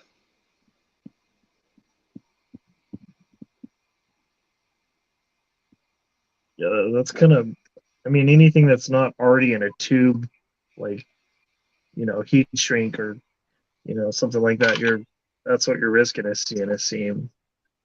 Yeah, like you can't beat the closed cell tubes when it comes to foam and stuff. I mean, sometimes you're kind of forced. Like with those 12 millimeter LEDs, I don't know if I was showing them to you the other week or showing them to somebody. Yeah. They were like really fat, like LEDs, and you kind of needed to just. There's no foam that's like that I have found that's like that thin that could really go around them. They're 12 millimeter, but they were almost like 12.5 millimeter, huh?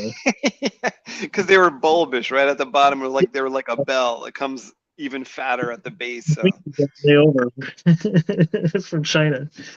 yeah. Okay, that looks like the top. Well, I guess it's You want better it to be tight. kind of bulbous at the bottom rather than have too high of a dome across the top. Yeah. But you got to get whatever foam like over that. So doing something like this type of foam wasn't gonna work. Imagine if it had like a lens that like went on a tree on top of each LED.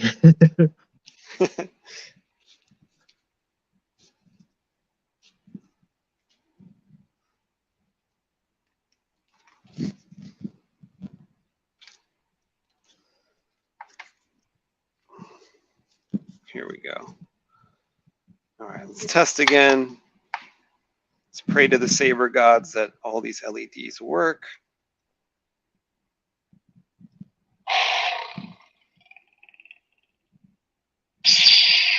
Here we go.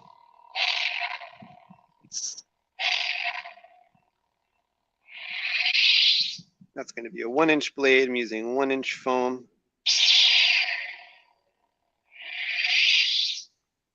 Okay. I might even put foam like in there, but I'm gonna measure for the next thing first. You think they could make like photonic foam for like the photonic blades? Oh, that would be a great idea, because then like it would actually be like the best place for it too, like right next to the LEDs. It would just be crazy. It's a good idea. Yeah, I think it would kind of add a neat kind of a core effect in there too. Yeah, that would be sick. That would, because it would already be like. Yeah, that's what I'm saying. Yeah, it would already be doing the photonic effect, but from the inside of the blade shining out into the photonic tube. That would be pretty nifty. I like it. I like that idea. We'll have to get. So I need to measure here from like the lower lip. This piece of nylon diffuser can't go over the lip of the blade tip. So I'm measuring. Let's see if I got it right. Measure twice, cut once. It's a little too long. So let's move that line up. Did you tell JB about our other project? What did he think about that? Which other project? The dual-sided cob. Oh, I think he was like working on that from the previous stream, but I didn't talk any more about it with him. Okay. He had told me he was going to get like some kind of price or quote and stuff, and I didn't follow up with him on if that happened.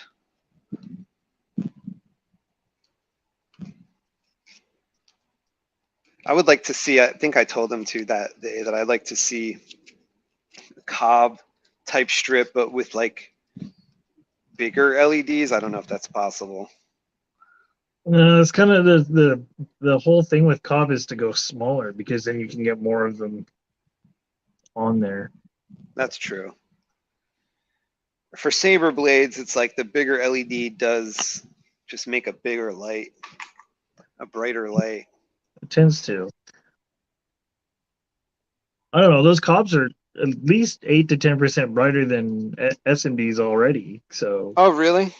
yeah. Because like I don't find them to be as bright as like this type here when I put it in the light meter. Really? But I always just thought it was because they were smaller. Maybe they mean that they're brighter than similarly sized. Similar board, yeah, I guess sized. I mean, they're 180-degree viewable, right? I think so. I'm not certain though because they are covered in this. You know how they're covered. Oh, you're not Well, stripping? yeah. I mean, I guess I guess you're right because it's like 180 degree from this side to this side. That's 180. Okay, yeah, I see what you're saying there. But they're smaller. Like I don't know if the camera's showing, but I could see through this plastic a little bit to these LED. It's clearly a smaller. Yeah, yeah. Smaller thing. So I was just thinking that it kind of can't be as bright, but I've also known that rule to break as well because back when I was early on in NeoPixel, when they were loose LEDs, they weren't on strips yet. Right. And I bought the 8mm. I had already made a blade with 5mm LEDs, and I bought 8mm LEDs thinking that my next, and I made 2 blades with those, and there was a pain in the ass. And I remember thinking, well, these are going to come out brighter because they're 8mm and the other ones are 5. And I told JB that, and he said, well, it's actually the same diode in the 8 as in the 5. So I was like, fuck, it's just a bigger kind of bulb on the outside. Mm-hmm. So I know that that could be true too, where like, for instance, those could be the same as those underneath, but I kind of know that they're not because I could see that they're smaller in a way. Like I could kind of see that. I mean, you know, I don't know. It's just the specs I was reading on gobs is the reason they're less voltage, so they take less power, and they're 8 to 10 times brighter than SMD chips. They're flatter, Wow. flat. They don't shadow. They don't corn cob.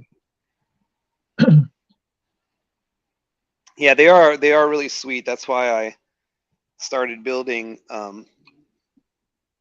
me see if I could power it on right here. It's kind of like an 8 and a 10-inch subwoofer. They're exactly the same, just the basket. Yeah, like I made this TriStar Omega. Oh, it's not going to work with this. It's going to work with this one. I'm so happy. We got to get to 1,000 LEDs though. That would have to be like Quad Star Omega, maybe. I don't know how So- long TriStar Omega is. This is 33 inches.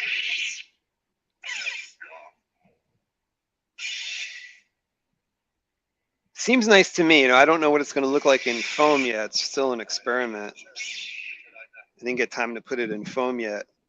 That's got 792 LEDs in a blade. That's the most ever. Yeah, like, oh my God, the animations are crazy. I don't know. Let me pull this down a little bit. Can you guys see that? It's coming through a little bit. Like the white flickering and glistening is amazing. Let me try a different one. It's like lightning almost. Oh, well, that's gonna look awesome in a tube. I just know it. Yeah, I think so. Like there's one thing that could be, you know, visible, which are those like shadows. I'm just not sure like if we're gonna see those edges or not. Oh, where the strips are coming together? Yeah. That'll be the question. That's kind of cool though right there. I don't know. I think with the Roman diffuser in a blade, I don't think you'll see that either. Yeah, this might be like the coolest blade. I'm not sure. Like especially on like this color, I think those lines would disappear. We'll see. We'll see. I think you might get some of those lines showing up with the volt when the battery gets low, maybe. But I don't think you see it with a full battery and a fully assembled blade. I don't think you'll see it.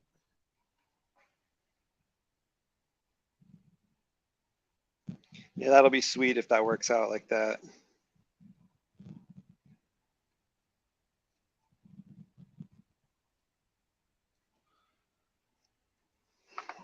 Okay. I've cut my tube with my razor. I cleaned it out, like deburred it a little bit, and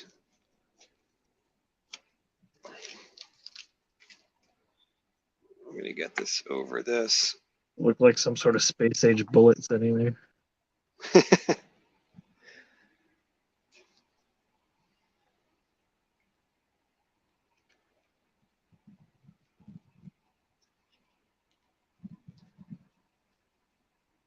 Oh, the Heisenberg death ray bullets are ready.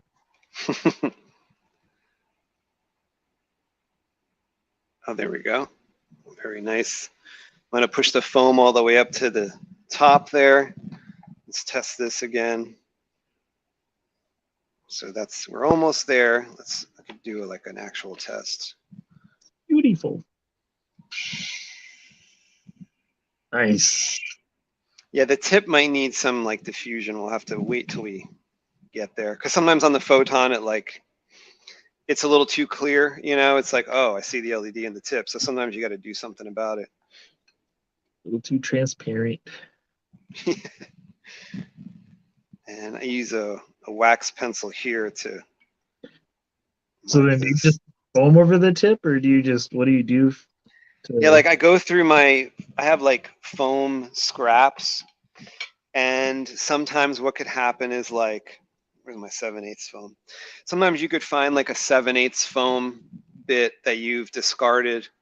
Save them, like these little bits of foam, Yeah. and you can cut out a bit and shove it up in there, try it out. If that doesn't look good, try to like, use a different piece of foam that you might have to make something. Sometimes you can use like a piece of foam that you slice and wrap those LEDs, and once you sand the blade, it's enough to like make it Right. look like one. So with the photon and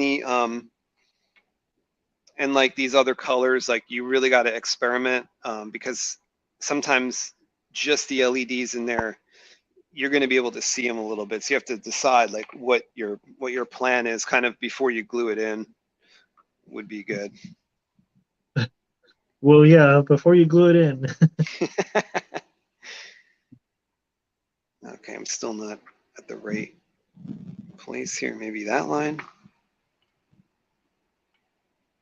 Yeah, so with this one, I'm measuring like to the top of the lip here on the tip, and to the top of the bottom of the lip of the blade adapter. That's where it's going to like kind of lock in. It looks like if I cut right below my line, then I will be okay. I should leave the line. All right, leave the line. I'm going to use my 100-year-old pipe cutter. Thank you, Dan, Reverend Reborn, for leaving this here 10 years ago. I make all the blades with this. So right below my line. Okay. Take it slow with this. Don't push too hard. I got my clean end on the blade end. I don't want this to get dirty either. I'm only turning my pipe cutter depth knob a little bit each time, rotating a lot and then turning a little. Turning a little, rotating a lot. Don't rush through this part. Turn a little, rotate it a lot.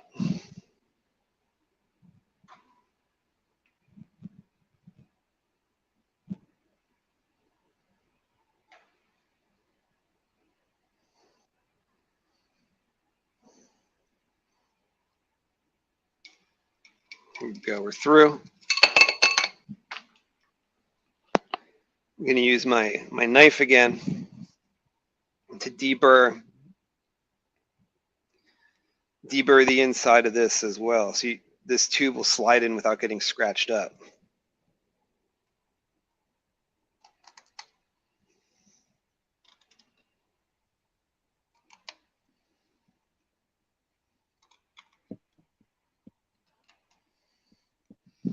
Watch this hand. A lot of times the knife comes out. So I actually like using this kind of a dull knife. I haven't replaced in a while. For some reason, this seems to like work better with plastic.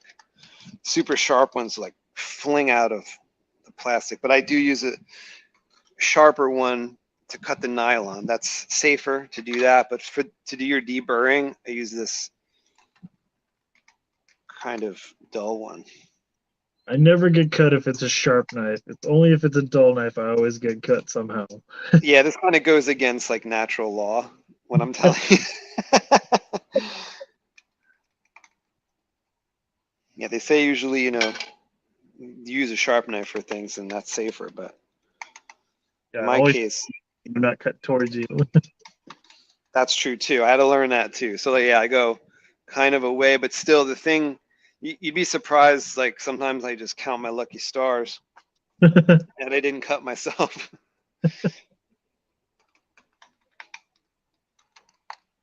Well, it happens to me. I usually don't even realize I'm cut till I'm like dripping blood all over something, and I'm like, oh shit. Yeah, that wouldn't be good with blade making either, because my Right. DNA would be on there. They could clone me, put me to work. Have my blood, sweat, and tears in this blade.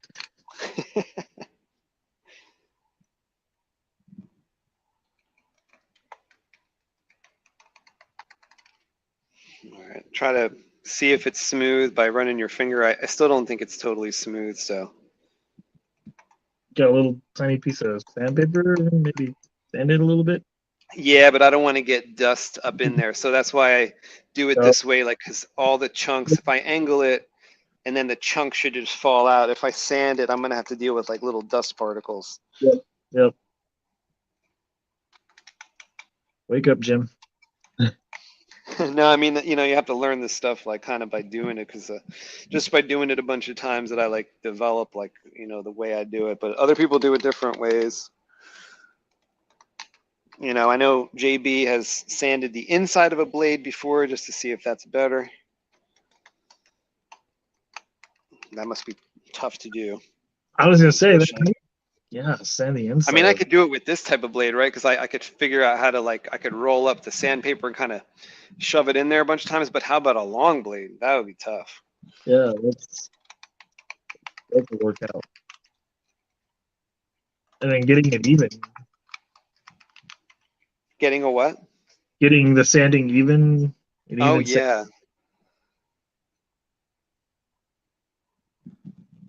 All right, I think that's better. And then if it gets cloudy, how do you know how far you've sanded one part of it? Oh, it went in very nicely here.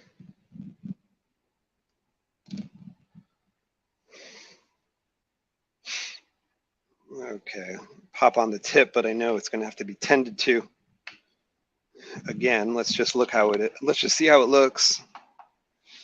Yeah, you're gonna probably have to put some foam over that tip. Yeah, like you could see up in there, it's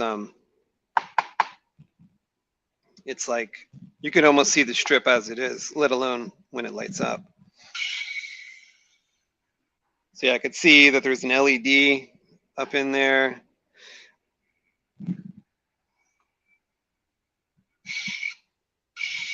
Oh, I've got this box. I forgot which box I was using.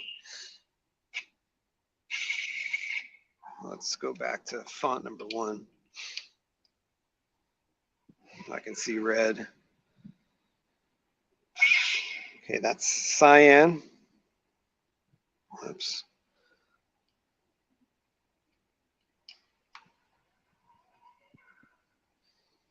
So cyan makes the best like green color out of your photon. So that's like as good as it's going to get for the brightness of the photon. Let's see, red.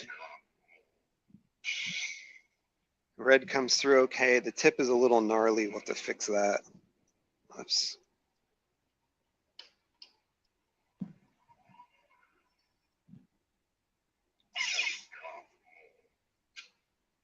Keep shifting my hand here.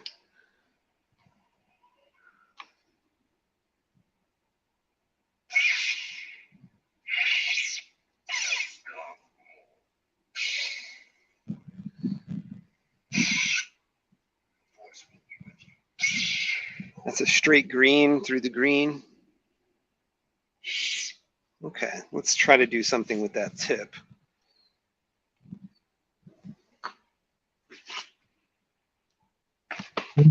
Tip joke here. I've got some 7/8. Let's see what other 7/8. Like, you know, sometimes you could find some 7/8 that's like the wall is thinner. That's kind of what I'm looking for. You got any Makoto like 7/8? No, I've never seen a Makoto 7/8. I only got like 1-inch ones from him. The 7/8 I buy from the custom saber shop. Oh, here's another one. Maybe that one's, oh, they're all like the same.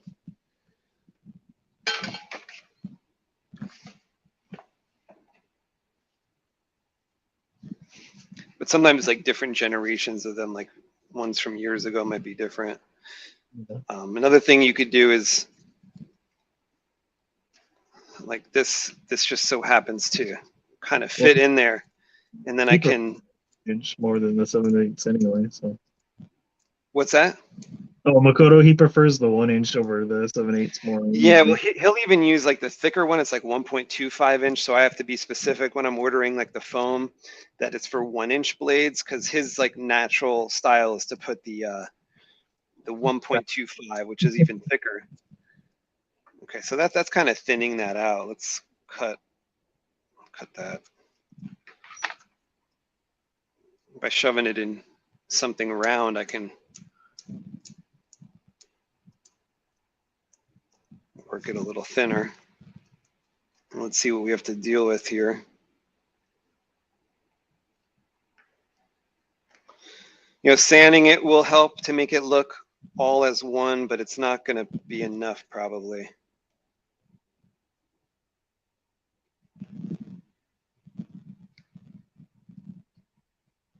This sort of fits in. That might work. I kind of wish those photon tips would come pre-sanded or something, or not be as transparent. But yeah, this actually might work. If it could go in like before. Went in pretty straight. Oh yeah, there we go. cool. So that kind of made a little, I hope the pocket's big enough here. What could I use? Maybe that pocket's got to be big enough for my LED tip there.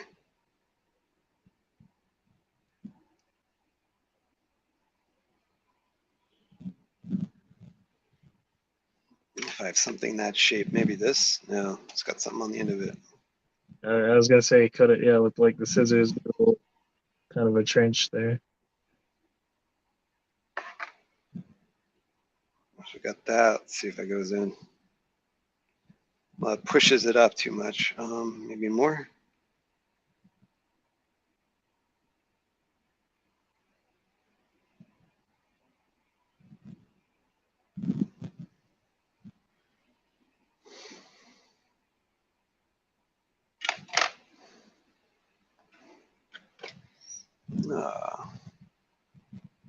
Pencil, no. Maybe this again.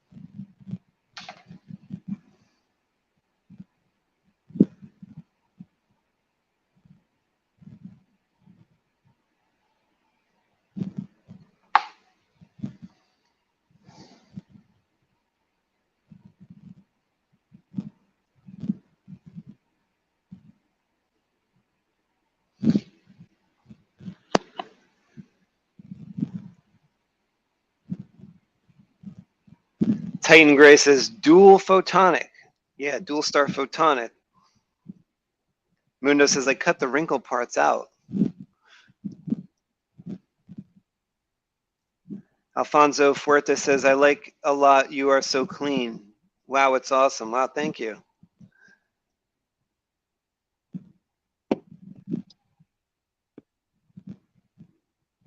Ogilo says I did that space half-inch heat shrink over the 2-strip core, then foam, then the TCSS diffuser tube, all inside a trans white blade. Came out nice, but surprisingly heavy. Were you using the 50/50 strips, like, or a pixel blade, or ones like me, the 35/35? I'm surprised if you think the 35/35s are heavy, because I think they're light. They're pretty light for me. Yeah, I can't imagine. Go ahead. Oh, I was just gonna say I think the 35/35 is probably around 13, 14 ounces or a pound for sure. For the entire blade, like? I can't imagine it.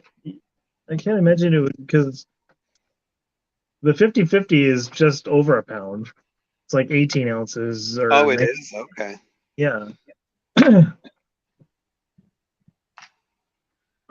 I think the heaviest thick wall blade I have is 22 ounces. Where is that?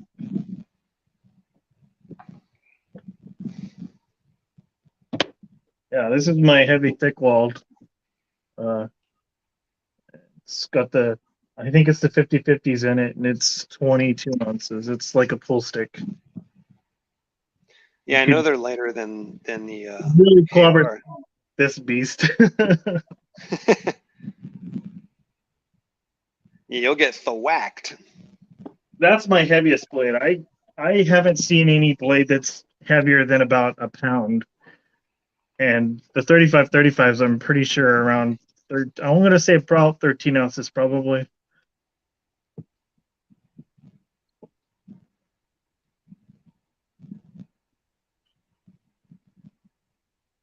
I think the heaviest Vader's Vault blade is about 16 or 17 ounces.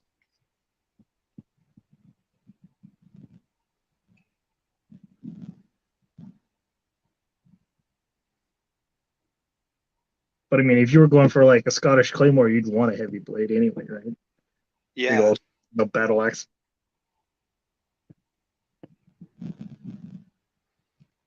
Okay, maybe. Oh, no, it's poking out over here.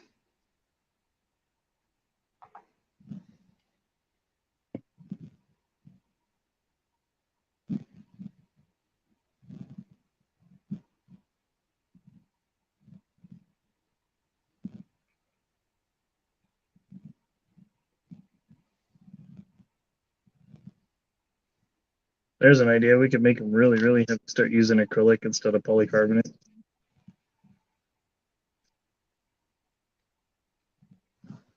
Well, acrylic would be heavy, no?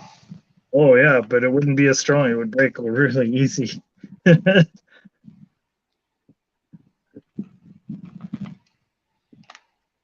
almost there. It's just poking up a little bit on one side. Let me see if I can fix that. Yeah, it would cut the strength of the blade probably in half if you used acrylic.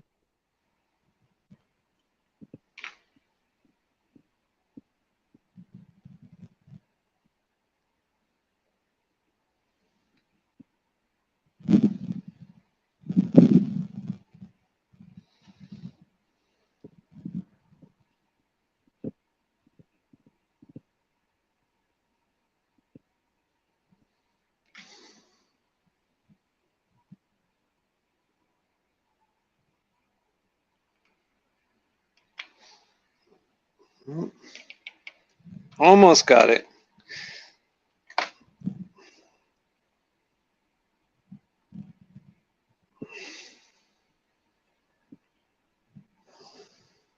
Yeah, the transweight blade, you don't need to do this. This is just something you kind of stuck trying when you're dealing with a photonic tip. Try to do something with the tip.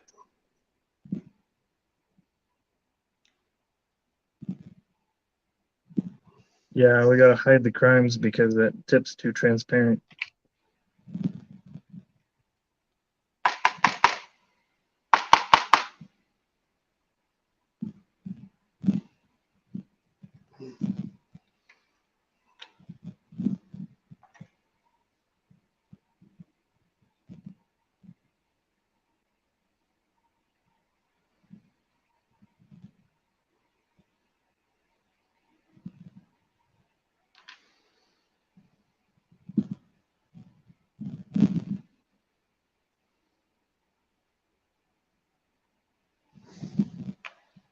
Oh yeah, okay, there we go. I think that looks better.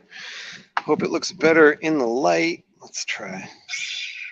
Okay, I think that's a better tip. And when I sand it, it'll get better as well. Even that light out a little bit with the sanding. You'd be surprised how much the sanding does. Oh, no doubt. Red.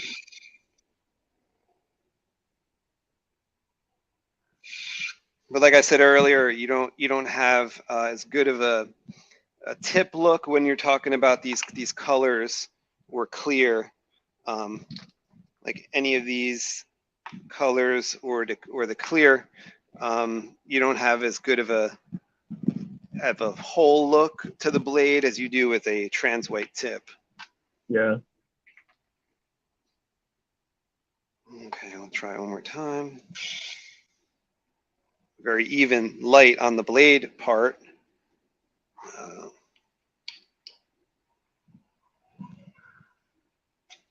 If I could hold it properly on there.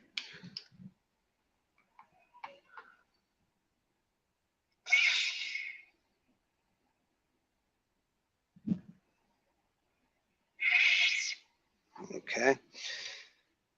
Photonic blade is ready.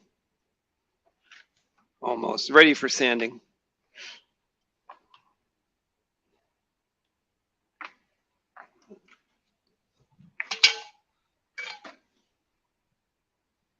This one is the 7/8. I can cover this in another layer. We already talked about how this one needs another layer of heat shrink. Let me get one of them. The Saber Museum wanted blades a little bit longer than I gave him on the last show blade, the last little short blade. So I'm going, between 8 and 9 inches on these. And I think it'll fit. Yeah, it'll fit in my box that I'm sending.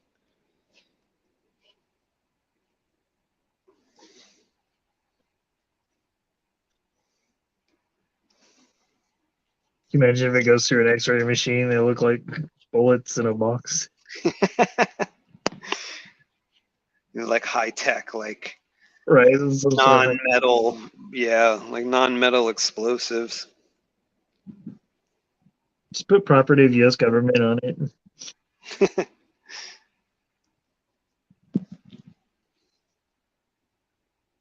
Okay, I'm going to cover.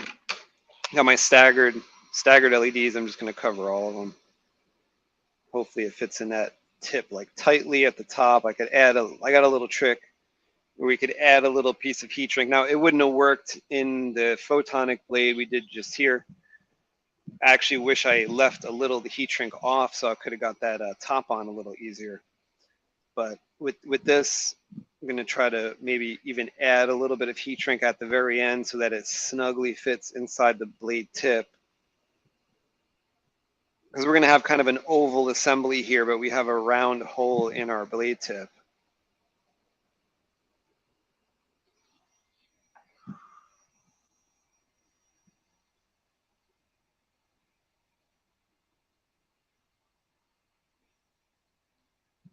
This is the last layer of 3/8 that'll fit on here. So I can go to 1/2 inch. I have 1/2 inch on my what am I calling it? TriStar Omega that we showed a couple minutes ago. It has 3 strips of 332 LEDs. Those are a little wider, so I actually had to encase that in 1/2 inch. No, I'm sorry, 1 inch heat shrink. Clear. So just like this bit, but it's 1 inch wide, pretty wide strip. And I'm only going to cover it in one, that TriStar Omega, because I want the foam to fit nicely around it. So I'm thinking like a KR foam could probably fit, but I haven't tried yet. It might fit like really snugly. It might fit pretty nice, because then if there's a little room in between it and the nylon, then it'll fill it out nicely and it'll be fit snug in there and it won't like flop around. Yeah. That's kind of the whole point of all these diffusion layers, is so that nothing flops around. Like, yeah, it's one thing to for the look, for the light to come out nice, but it's also, you don't want the blade to be flopping around in there. Could you imagine it rattling while you're swinging it? That would suck. Yeah, I mean, it's, you know, that's one of the things I've realized that over the times is that, you know, the blade like wobbles in there, it's not good because it could anything shifting could take a wire off, you know, like could kind of like loosen a wire. You don't want that to happen. You want it to be like really snug in there, and it should last you for like years. Once it's like housed in the blade tube, you're pretty good. Like you've seen me run into problems, but usually once I get to the blade tube, you know, section of it where it's in there, we're usually pretty good once it's in there. So, you know, sometimes things happen. You ship it somewhere and something happens, but most of the time you're good. You could swing it around. That's another layer of heat shrink on that one. Let's see what we got here. So this is going to be a 1-inch, and I got a piece of Makoto foam right here. I am going to use the best end for the tip. Let's see which is the best end, maybe this end, and get a 1-inch pre-drilled out tip that I drilled out. Got a bunch of LEDs up in there, and I'll just cut this to size.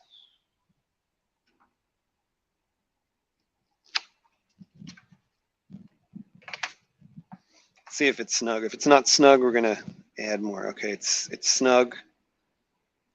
No need to add any more.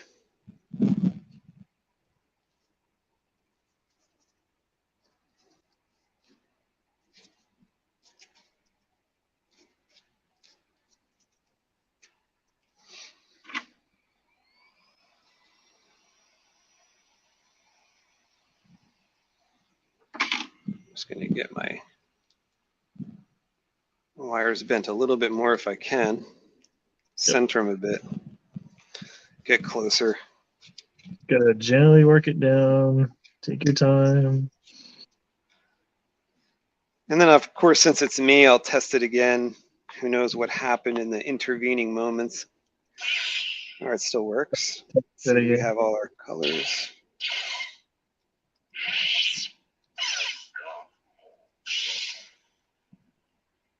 Oh, that's nice and red. I like that. And we got green. Okay, so we got red, blue, and green. That means all of them work on that side. Let's try this side. Oops. See, Derek at Civilized Sabers has a solution for that. He's got a little holder. I didn't get that smart, yes. Oh, yeah. Oops.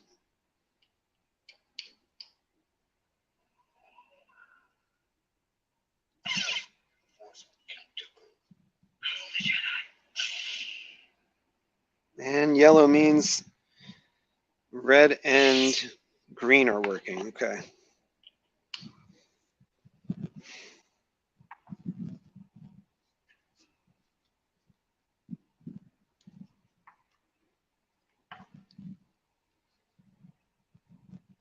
Oh, perfect. We've got our nylon diffuser here. Let's just see if that's snug or not. Oh, yeah. Okay. That's not going to rattle. I use a pencil to measure to that top lip there. Can't go beyond there with our, and that's actually not the right spot, so I want to go a little lower. That's why we measure twice, kids.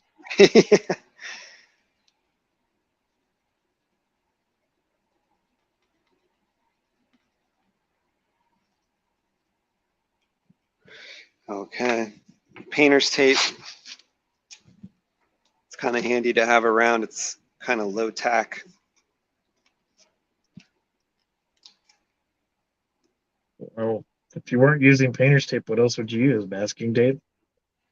Masking tape. There's like artist tape too. That's just like masking tape too. Oh, artist tape. I didn't think about artist tape. Yeah, the artist tape I've seen is white, so it wouldn't be as good as this in this situation. I just have a lot of this left over from like painting my house or painting my sister's house. That painter's tape is in healthy supply over here. So I'm going to cut this. I'm cutting it bigger than what I want it because now I can use my scissors here to get exactly what I want. I'm seeing the tape kind of through the other side. Yeah. So I'm trying to avoid those like lines that come from cutting with the knife. They're like, Sure. yeah, they're like little imprints on the nylon.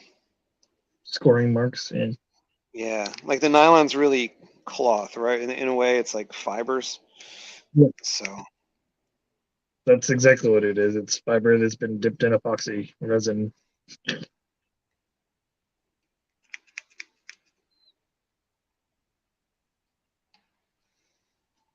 And then baked.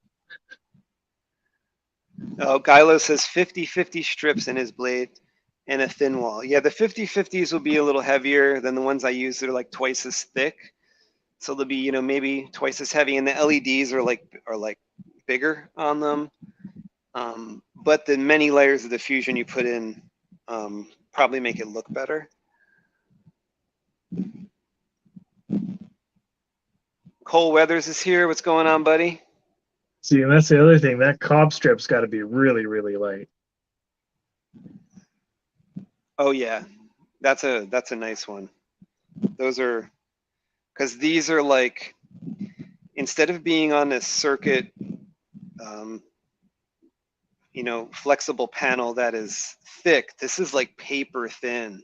Yeah. That combined with the LEDs being smaller, I mean, this is so light. Maybe I could measure a blade with these in it on my gram scale, but my gram scale didn't go high enough to, didn't go over 4 ounces, so I couldn't get the blade weighed. Well, because over 4 ounces is trafficking, right? There you go.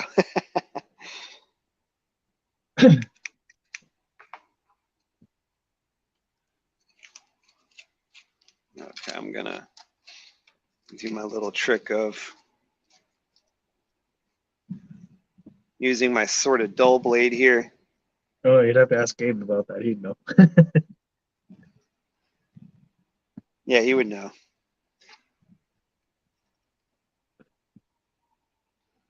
gonna make it so that this foam doesn't get ripped when I slide this on. I don't know what kind of little burrs are there, so I'm just deburring.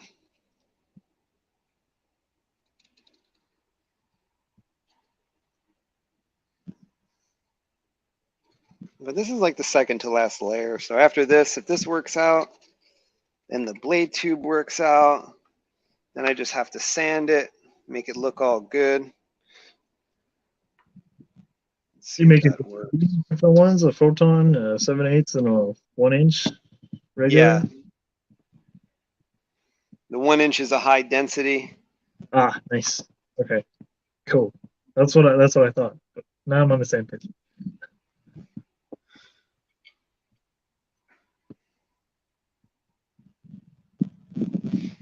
Yeah, I want like whatever blade tube has. Oh, this has a good end to it. Let's try this one.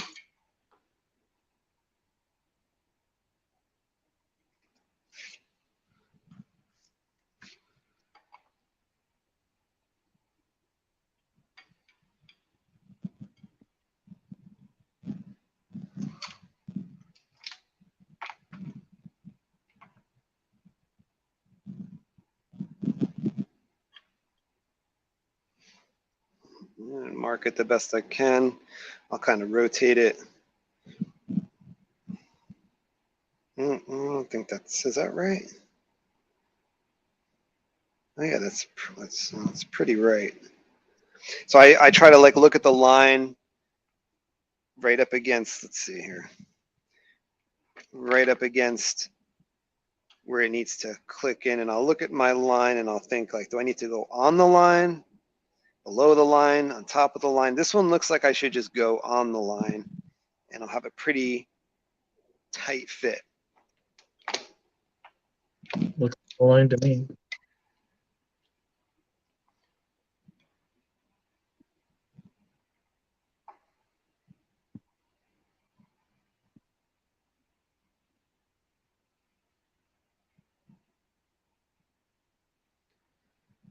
And once that's there, I want to drop this heavy thing on my little blades that I've been making. But I do want to show you guys what I'm doing. I'm scoring it a lot before I turn the key a little.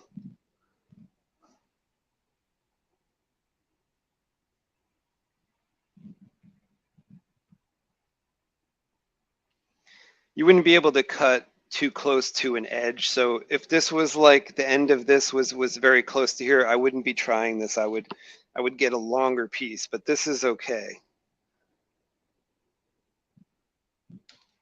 And I've already cut through. It's released.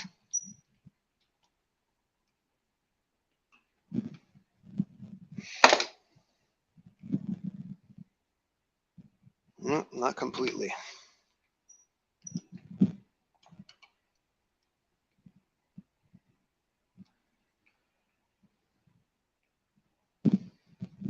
Got it back in the crevasse. Oh, there you go.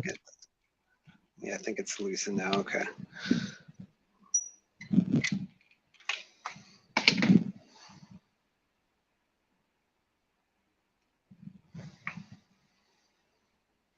You could always use these bits for blade plugs and stuff, so you don't have to throw everything out. But I've realized that the nylon tubes, if you keep them for too long, those bits, they actually turn yellow in the air. So those don't last for too long.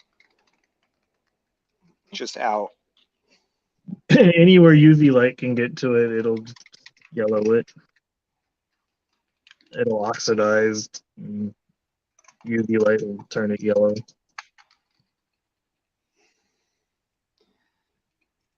But if anybody wants, if anyone's watching this and they want some like blade tubes like this, some short blade tubes, email me or message me. And give me your address. I will send you scrap blade tubes so you could make short blades if you want. Or I've got a lot of extra. Yeah, or blade plugs. So I sent them to people before. I don't mind sending scraps of it to people, maybe 8 or 10 inches they might be, or less. So, and I usually got some different colors too, like some enhanced red or some unique colors. Oh, maybe we have it, buy a 3-pack of blade chips, get some spare blade tubes with it. Yeah. Make some blade plugs.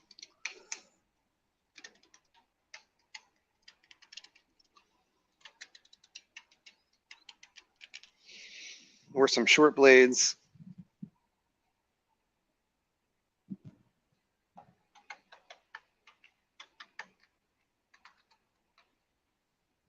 You got to find an old lamp somewhere so you can do like a real Lightsaber commercial when you just like destroy a lamp.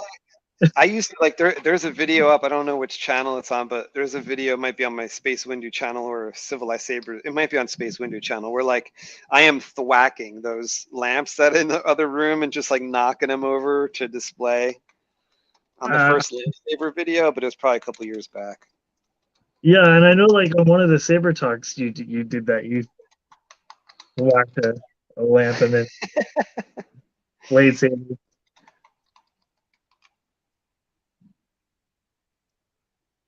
Just be fun maybe to destroy an old lamp. Yeah, and like I edited it all together like 12 different hits. So it was like boom, boom. They're just knocking them off the table.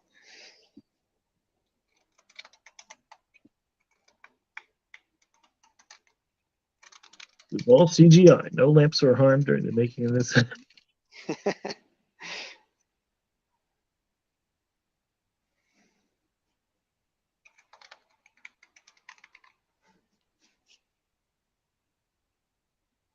Okay, that looks good. Got some debris in there. Got it out. At one point, it looks like your eyes are closed. And I'm like, does he know his living room that well, or is he just trusting that it's the?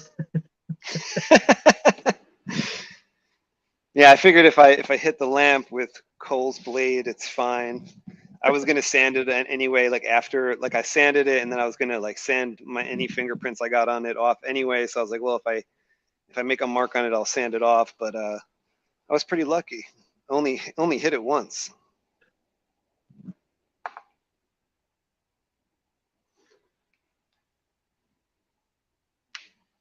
That's the point. Even if you do manage to accidentally hit your lamp, it'll do a far less damage than swinging a full blade. Yeah, it won't go flying across the room. That's for sure. Okay, let's see if this still works after all that From like manhandling. We'll turn this off. See if that enhances the viewing experience here.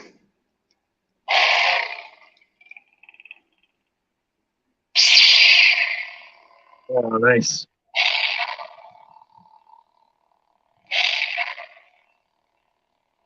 Blue, purple. They all look like they're working. Nice display blade. That's the Tip window. looks pretty good on there. Tip looks pretty full and even. And once I sand the blade, it might look a little better. Yeah, I think it'll Red. look The red looks pretty good. better. Oh, Yellow. I like that gold. That gold.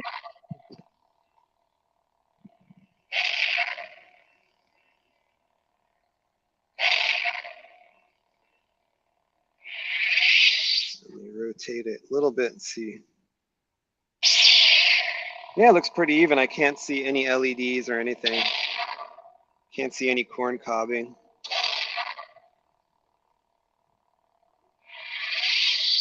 Okay.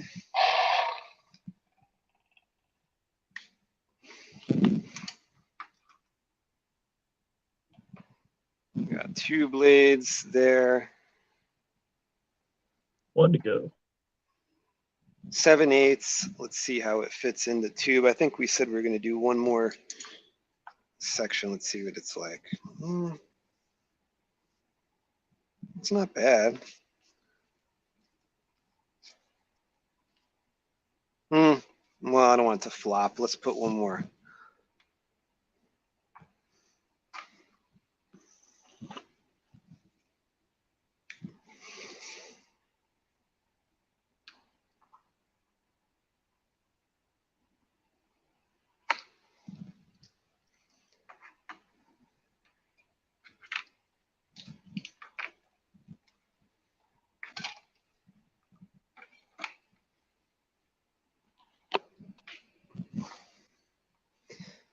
I might have a 7/8 nylon tube as well, but they kind of vary. I'll show you what I mean when we get to that stage.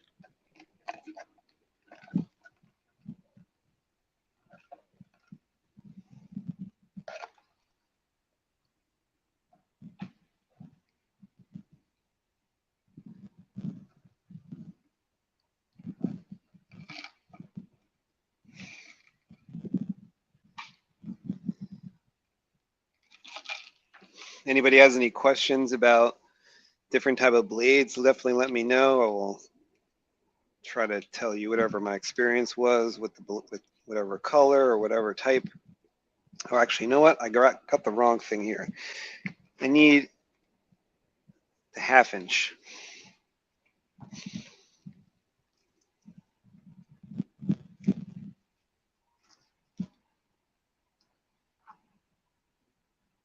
This will work better. I buy these strips of heat shrink. They come in like 100-foot roll. But you could also get them in a 4-foot roll. So that's perfect for people, or a 4-foot package. That's perfect for people building a blade, usually not building a blade that is 4 feet anyway. So you buy a couple packages of, I think they're like $4 each. So you bought like a 1/2 inch, you buy a couple 3/8 and a 1/4, and you can make a dual star, complete dual star blade.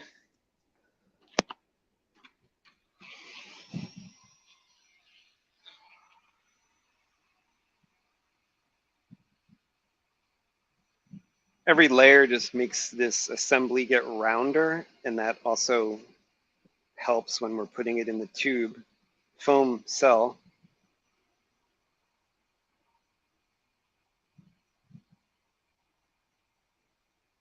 I'm gonna have to buy like a dual star Omega, a tri-star Omega, a quad, and a penta. I got my Pentastar in my, let me just show you this. This is so cool. I got my Pentastar in my Graflex, and it's got the new font in it.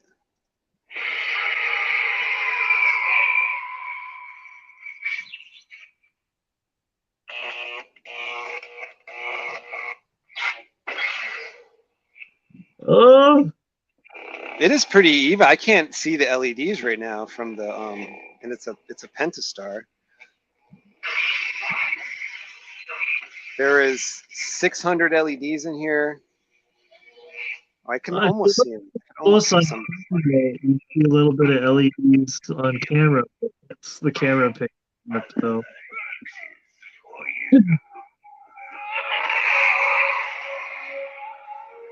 Let me try that again.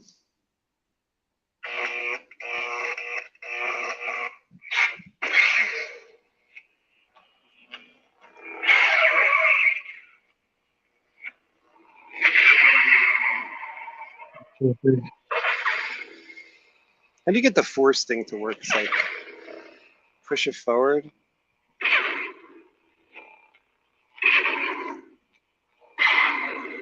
This is a new font called Power from Civilized Sabers. Jedi Arms Dealer is the maker of this. This will be on the site pretty soon. Doing some tests. Let's see.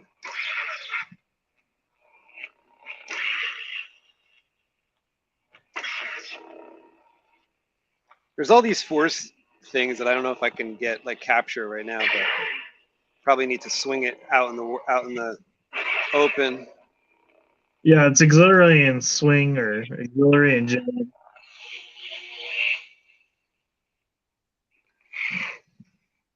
That's a little preview. We'll talk about that more when Jedi Arms Dealer is on the stream, coming to the end of making that font. Yeah, it's about ready to go. About 99%. I think he's making it for CF10, Profi, all the different boards he's going to have a version for.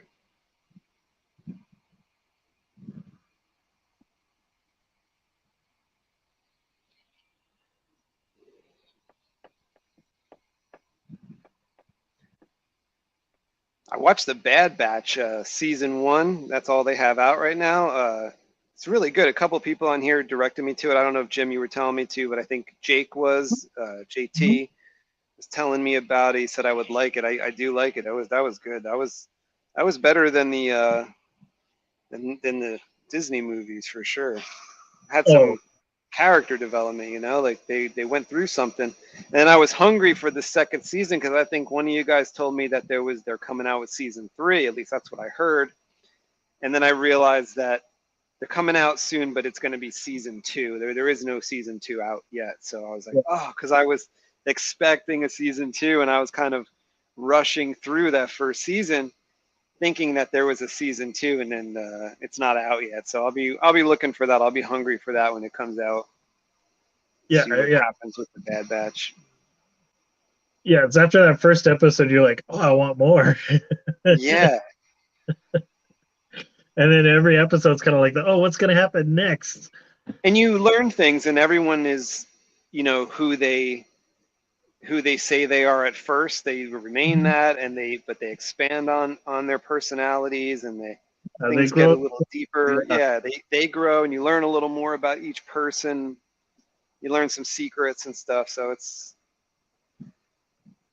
and they take the time to kind of do that. And if you're looking for just lightsaber stuff, I mean, I think it's at least the first episode, if not the first 2 episodes, have it might only be the first episode, but they have some Jedi action, you know, without giving too much away. They have some Jedi stuff going on, lightsaber stuff.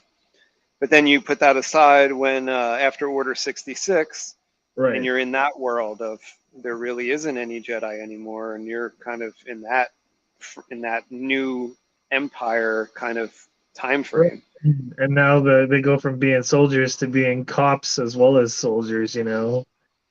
Now we're And police, outlaws. Yeah. you know. And well, you know, the main characters become like kind of outlaws. Yeah. Shunned by the. You know, if you care about what happens to Kamino, you're interested in what happens with Kamino after the Clone Wars. They give you more on Kamino. They give you more on those characters.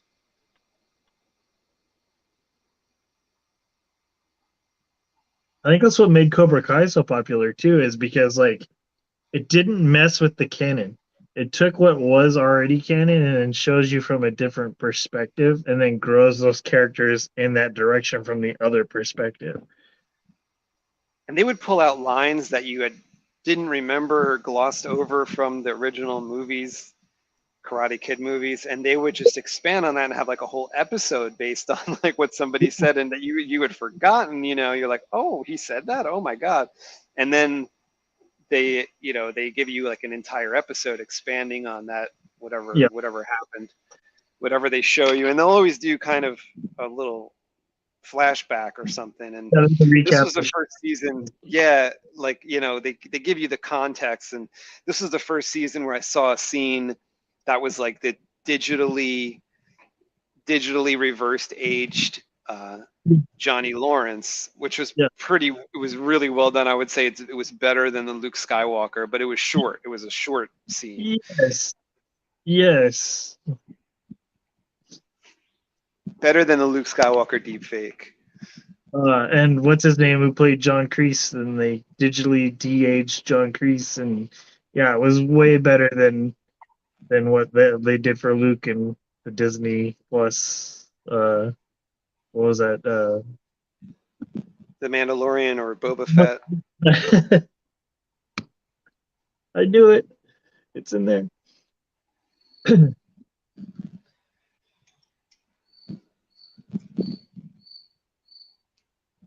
Oh, your cricket's back. Yeah, he woke up. Took a nap, woke up. I sent you some information about humanely getting rid of crickets for good. Oh, really?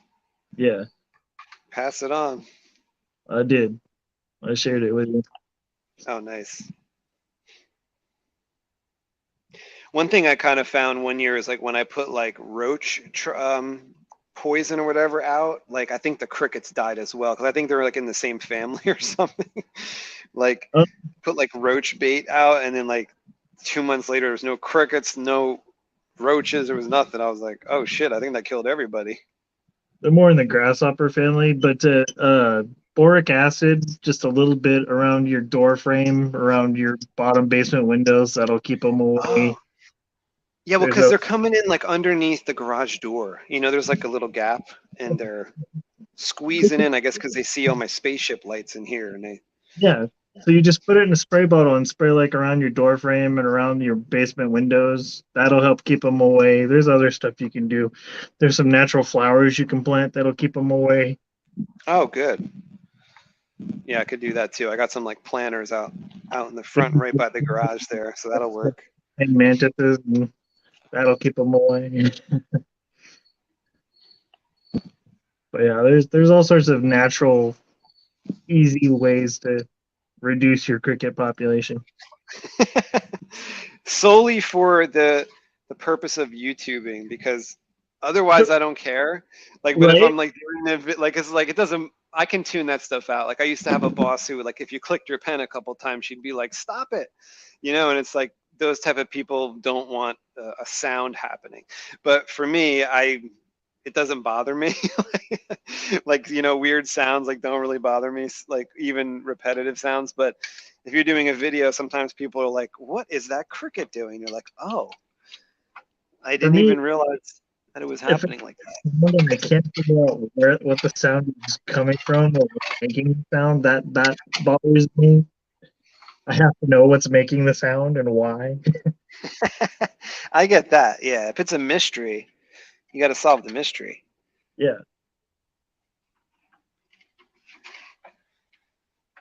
All right, so I am looking for a nylon tube for 7/8. Let me see if I have. Whoops, things are falling down.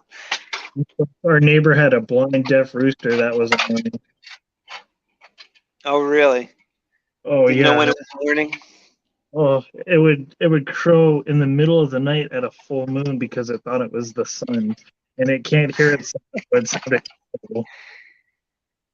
It sounded like you were strangling a rat. Oh no,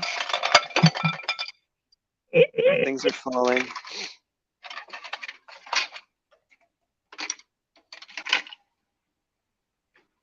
Yeah, and they gave it the weirdest name. His name was Derek. Derek the blind rooster, blind deaf No rooster. way. Yeah, yeah. Great neighbors. And this they had the Blind rooster. animal.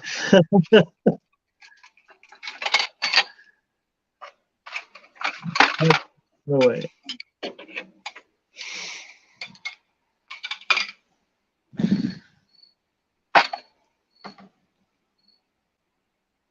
If I don't have one short, I can always cut one.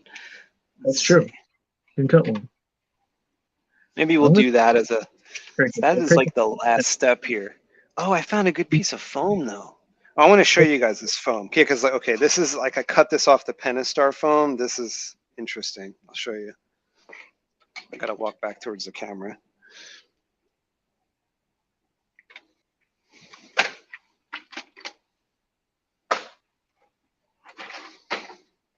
Yeah, before I cut that, before I find the 7/8 nylon, let me show you this.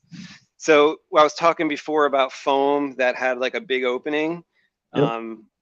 This is like what I used to cover the Pentastar, but I don't know where I got this. This was like, I used to just buy foam from people on eBay. They'd be like, I have lightsaber foam. And I'm like, I'll take it all. Because, you know, I always was building different blades and, Scott Juarez would have a lot of Makoto stuff at his house. And he's like, I've got like all this Makoto foam.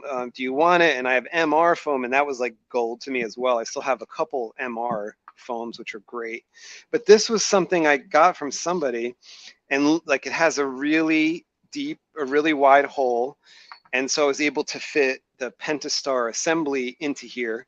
And then this is the remains of it. But sometimes, you know, you could find like, and to show you the difference, this is like a TCSS Yeah. KR style foam. And let's see what else I got here. This is like more of like a Makoto foam, or a this actually looks like a TCSS regular. Let's see what else. This looks like a Makoto foam. Yeah, that's Makoto. So that has like a lot thicker, smaller hole, because the Makoto assembly is more like my dual star assembly that is made up of these type of strips here. They fit perfectly in there. A 1-inch foam, yeah. Yeah, for 1 inch.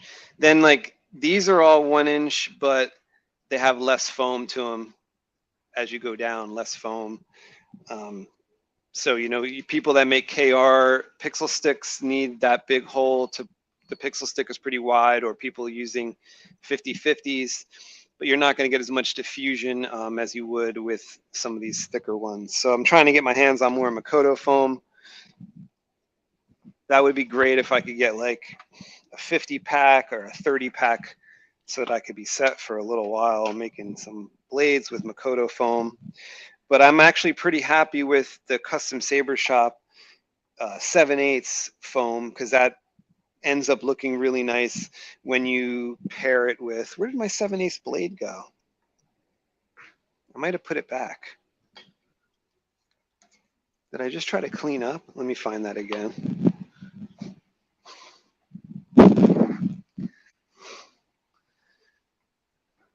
Oh, here it is.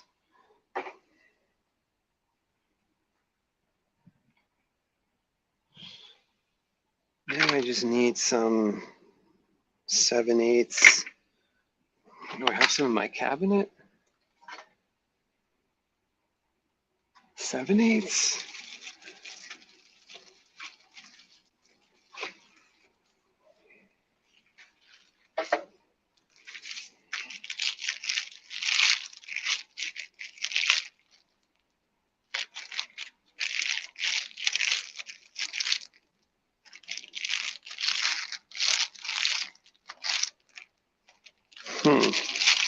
A lot of 7/8 blade stock, but I don't see any. All right, if I walk into the other room and lose you, I will be right back. I'm gonna grab a 7/8 from my dining room table, which is a new storage space for blade stock. Oh, here we go. I got a piece right here. All right, let's just cut this one. Tonight's dinner will be a nice serving of 7/8 blade stock. What'd you say? I said tonight's menu will be a nice serving of 7/8 blade. Marinating in a blade stock is When a cooking with beautiful 7/8. season with olive oil and then sauteed in olive oil. This is the same material you guys saw me with before, but only this is like this will fit over 7/8 rather than the 1-inch. And this is a lot better than it used to be. I was not happy with they had a thicker one. This is better. This is more like the 1-inch one. Okay, that looks perfect.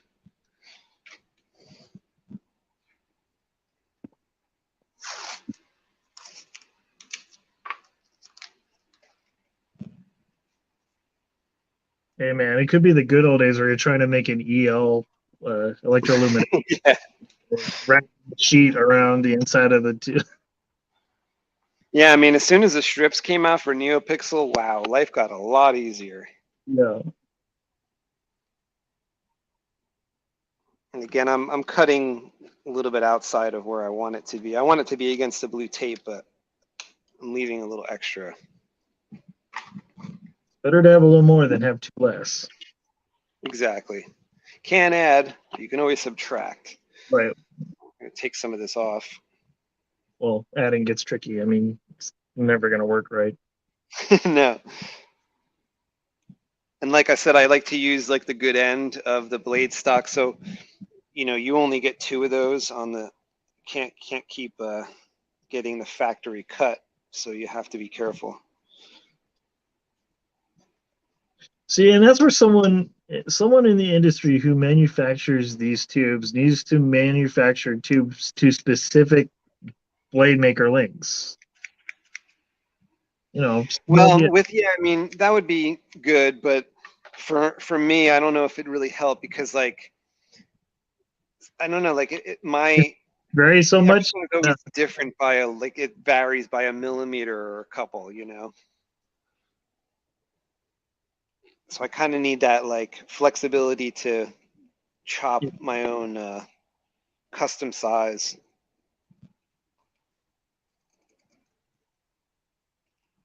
But I mean, for like us regular people who make maybe 1, 2 blades, and then that might 3. Yeah, that might help.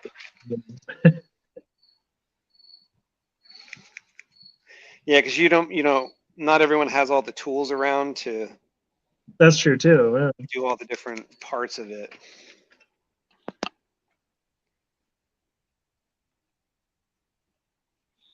So one of my friends says, well, you need to make a kit, not just the tri-core and the PCB, but everything a person needs to make the blade, which is possible at some point. We're working on it.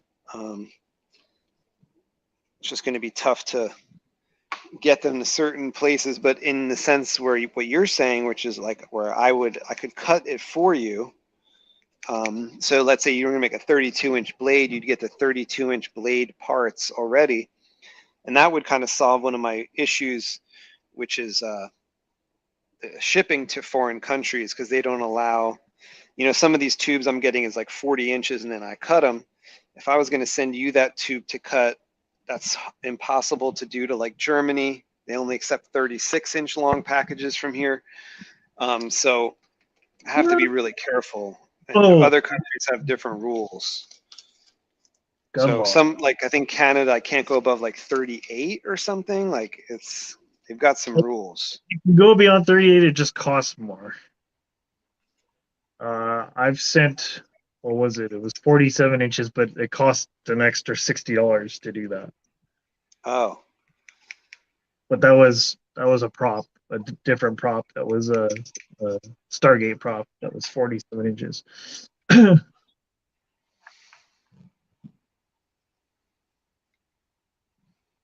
that's gonna look nice. Just freak out because they don't know what it is, and they They inspect it for like 3 months, and then I had one package. It goes to Germany.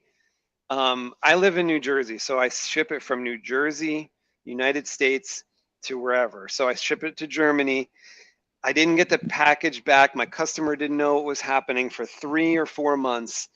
3.5, 4 months later, I get the package back. It had stickers all over it. It went to Florida. It went to Berlin.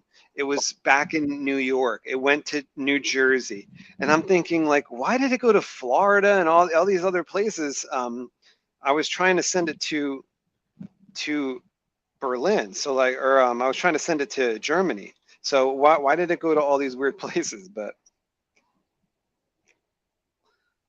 well, I think Germany, I'm not sure, but I think anything over 18 inches they think is a rifle, which isn't bad because they all have guns over in Germany. It's not as big as an issue as over here in America, but anything that's a rifle has to be held for a certain amount of time. Oh. Yeah, I think I've gotten pretty good with like describing it. Like I put on the package LED light tube. Yeah. So I mean that's exactly what it is. It's an LED light tube. Like I'm not selling the whole saber, so it's always just a light tube, and that's it. So stick tube. okay, I think I'm right on the line. Let me double check, triple check.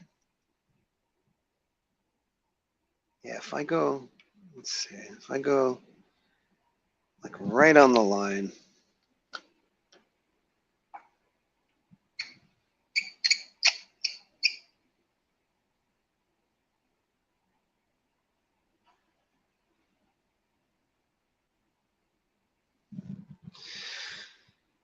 Building blades. Class 101. Show up Tuesday night, 3-hour class. Earn 3 credits. Try credits.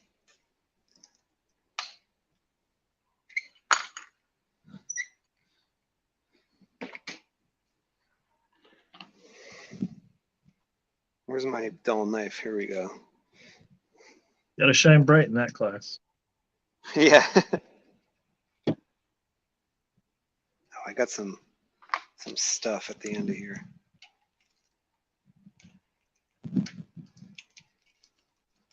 It's from my old tool. I still want to make a white laser blade. I just for the sheer brightness of a white blade.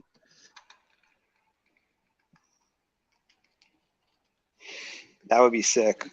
That don't know what a white laser is. It's a blue laser diode over white phosphorus. It's the brightest laser you can legally own without special licensing. Really? Yeah.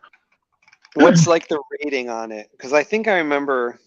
It will like shine a mile. It'll shine a mile and a half. Well, if you ever do that, don't forget your protective eyewear, because that sounds like one mistake and it'll make you have a headache. I would do a chip like kind of SMD style, like Cree chip in a regular blade tube, and then diffuse it and whatnot, and just have it in a regular, sort of like we did in-help LEDs. Like, would there be a mirror in the tip so that it just bounces back and up and whatever? Yep. Just kind of like a flashlight that they have that they've already perfected and done, but this would be in a saber with a soundboard, and then have a blade on it. Just to have the whitest, purest white blade ever. I wonder if Sunbeam. I wonder if like a solid blade would work. well, or if it should be hollow.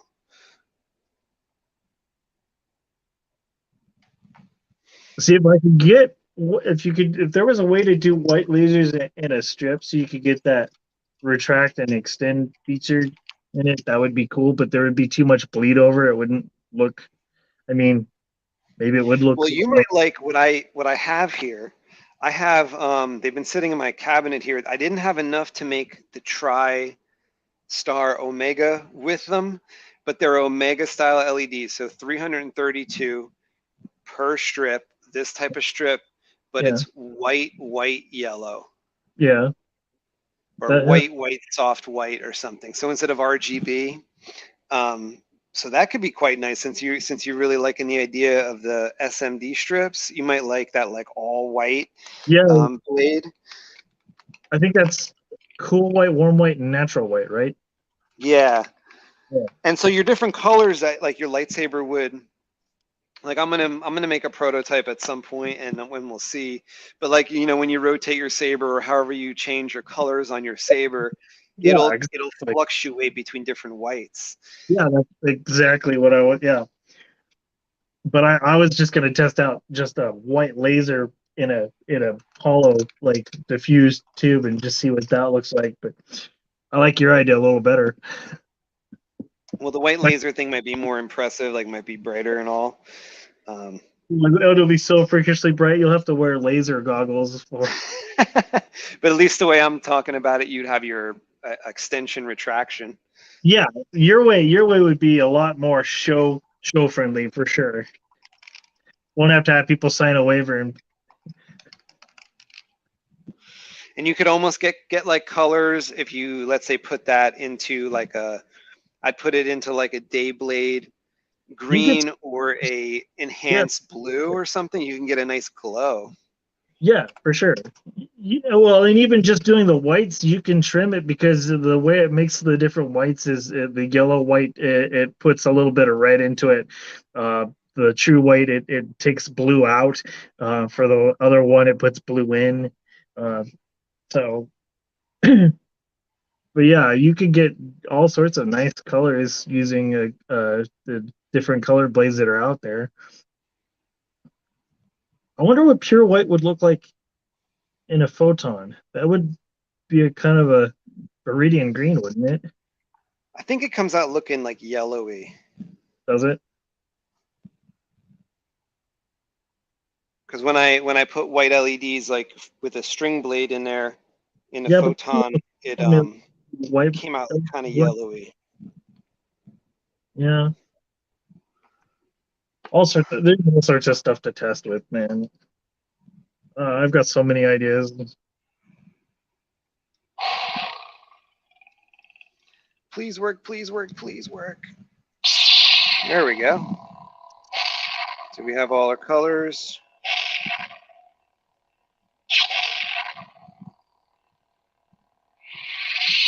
Let's try it with the tip on.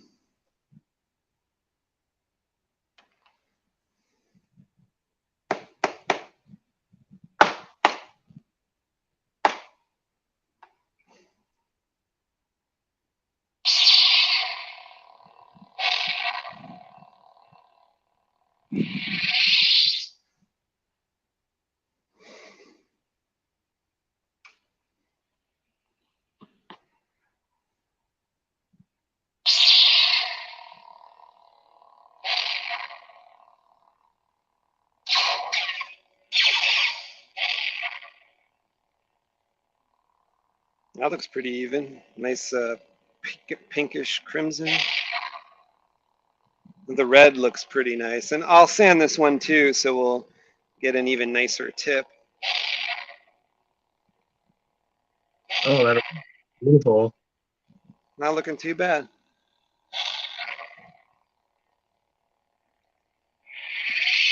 I'll rotate around, see what we got.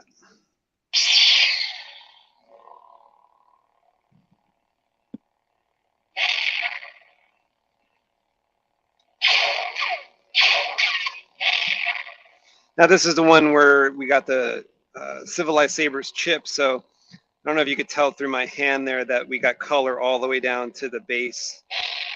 because there's light that starts there. So that's one thing you could do when you build a dual star. It's got enough contacts there for a dual star. You can build it off a chip. Whoops. Let's see if I can show you that better. Beautiful. So light is starting down there pretty low. Right at the start of the blade.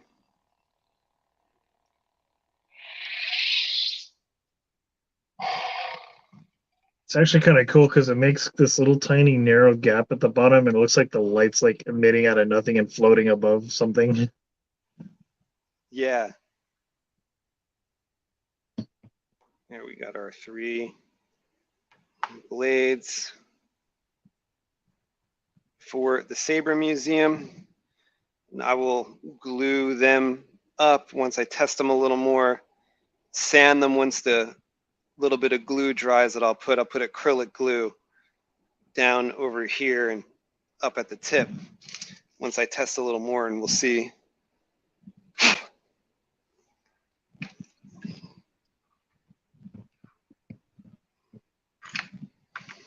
We'll sand those up. The photon will especially benefit from the sanding. The others will look a little better.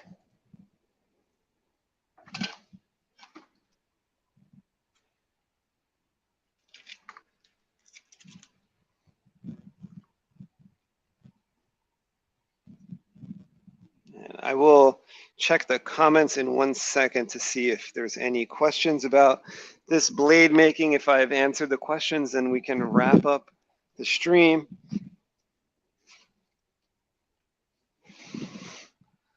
Let me see, I've got my iPad right here and I'll check out what you guys are saying. If anything here, Mundo, what are you saying? Look at that aura. Bad Batch is awesome. Yeah, I was having fun watching a Bad Batch. I was sad when it came. I thought there was another season, and I was like, oh, season 2. And then, all right, let me just see if there's any questions in the comments I missed because I wasn't looking at the screen. Sorry, you guys. Let's see here. I'm excited for season 2 of Bad Batch. That'd be awesome. Yeah.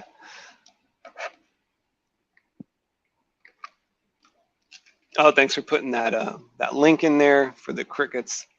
Oh yeah. That.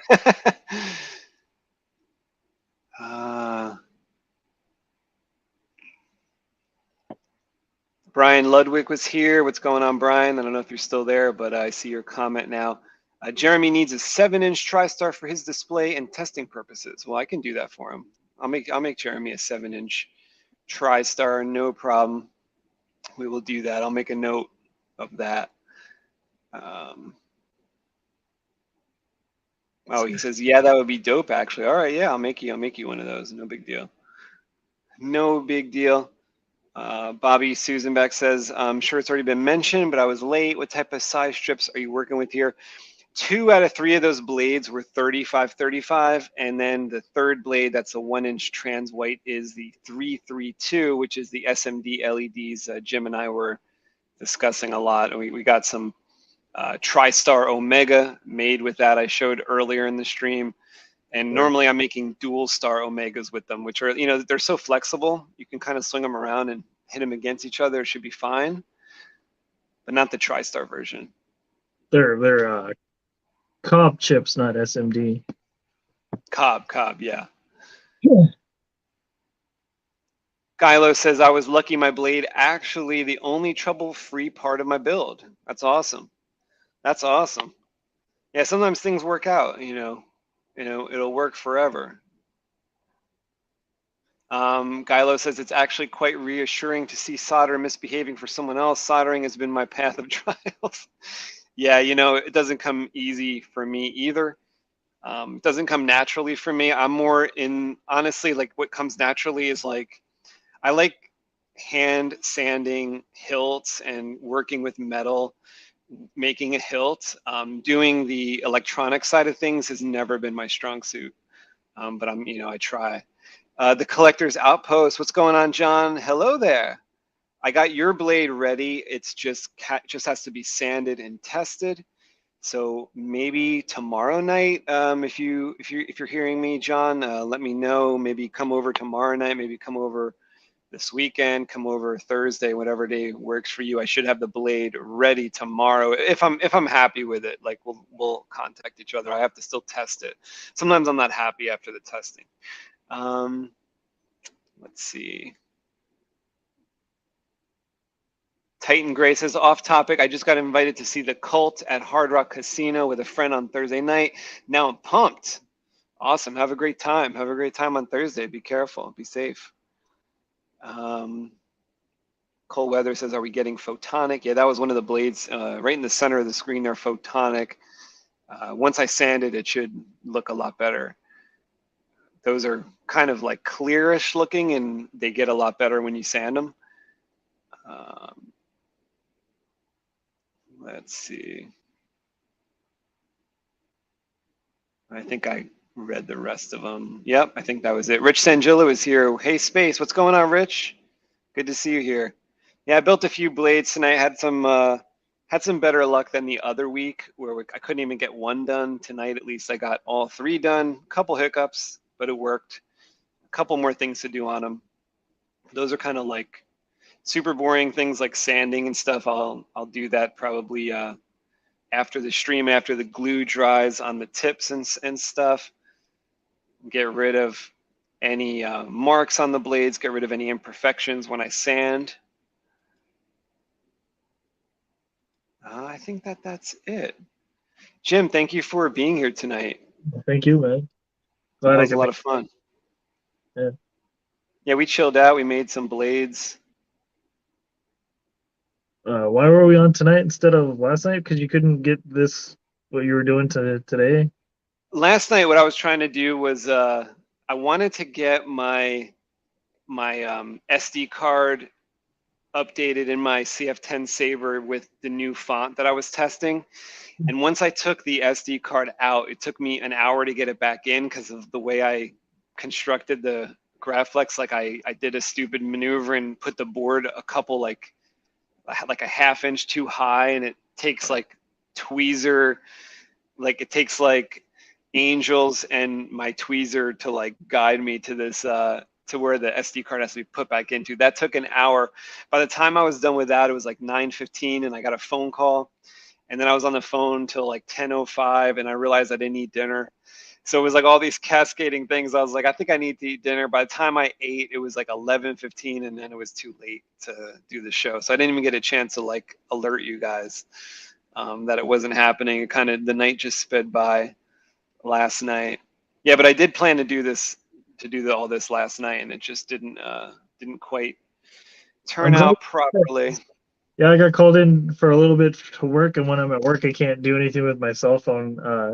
And I happened to be leaving and caught that there was the link, and I was like, "Oh, I'll be there in a minute." Oh, nice. On the drive. That's awesome. Yeah, thank you for coming on. Otherwise, I would have had no one to bounce ideas off of. Yeah, no one to talk to tonight. I was able to make it and get on. All right, so I think that was all the talk about the blade making. When I come back, let's see, I don't know if we'll do a stream in the interim, but I will try to come back on Monday night, and we'll do some more work. We'll answer your guys' questions, bring your questions on Monday about anything lightsaber related. If I know, I'll try to help.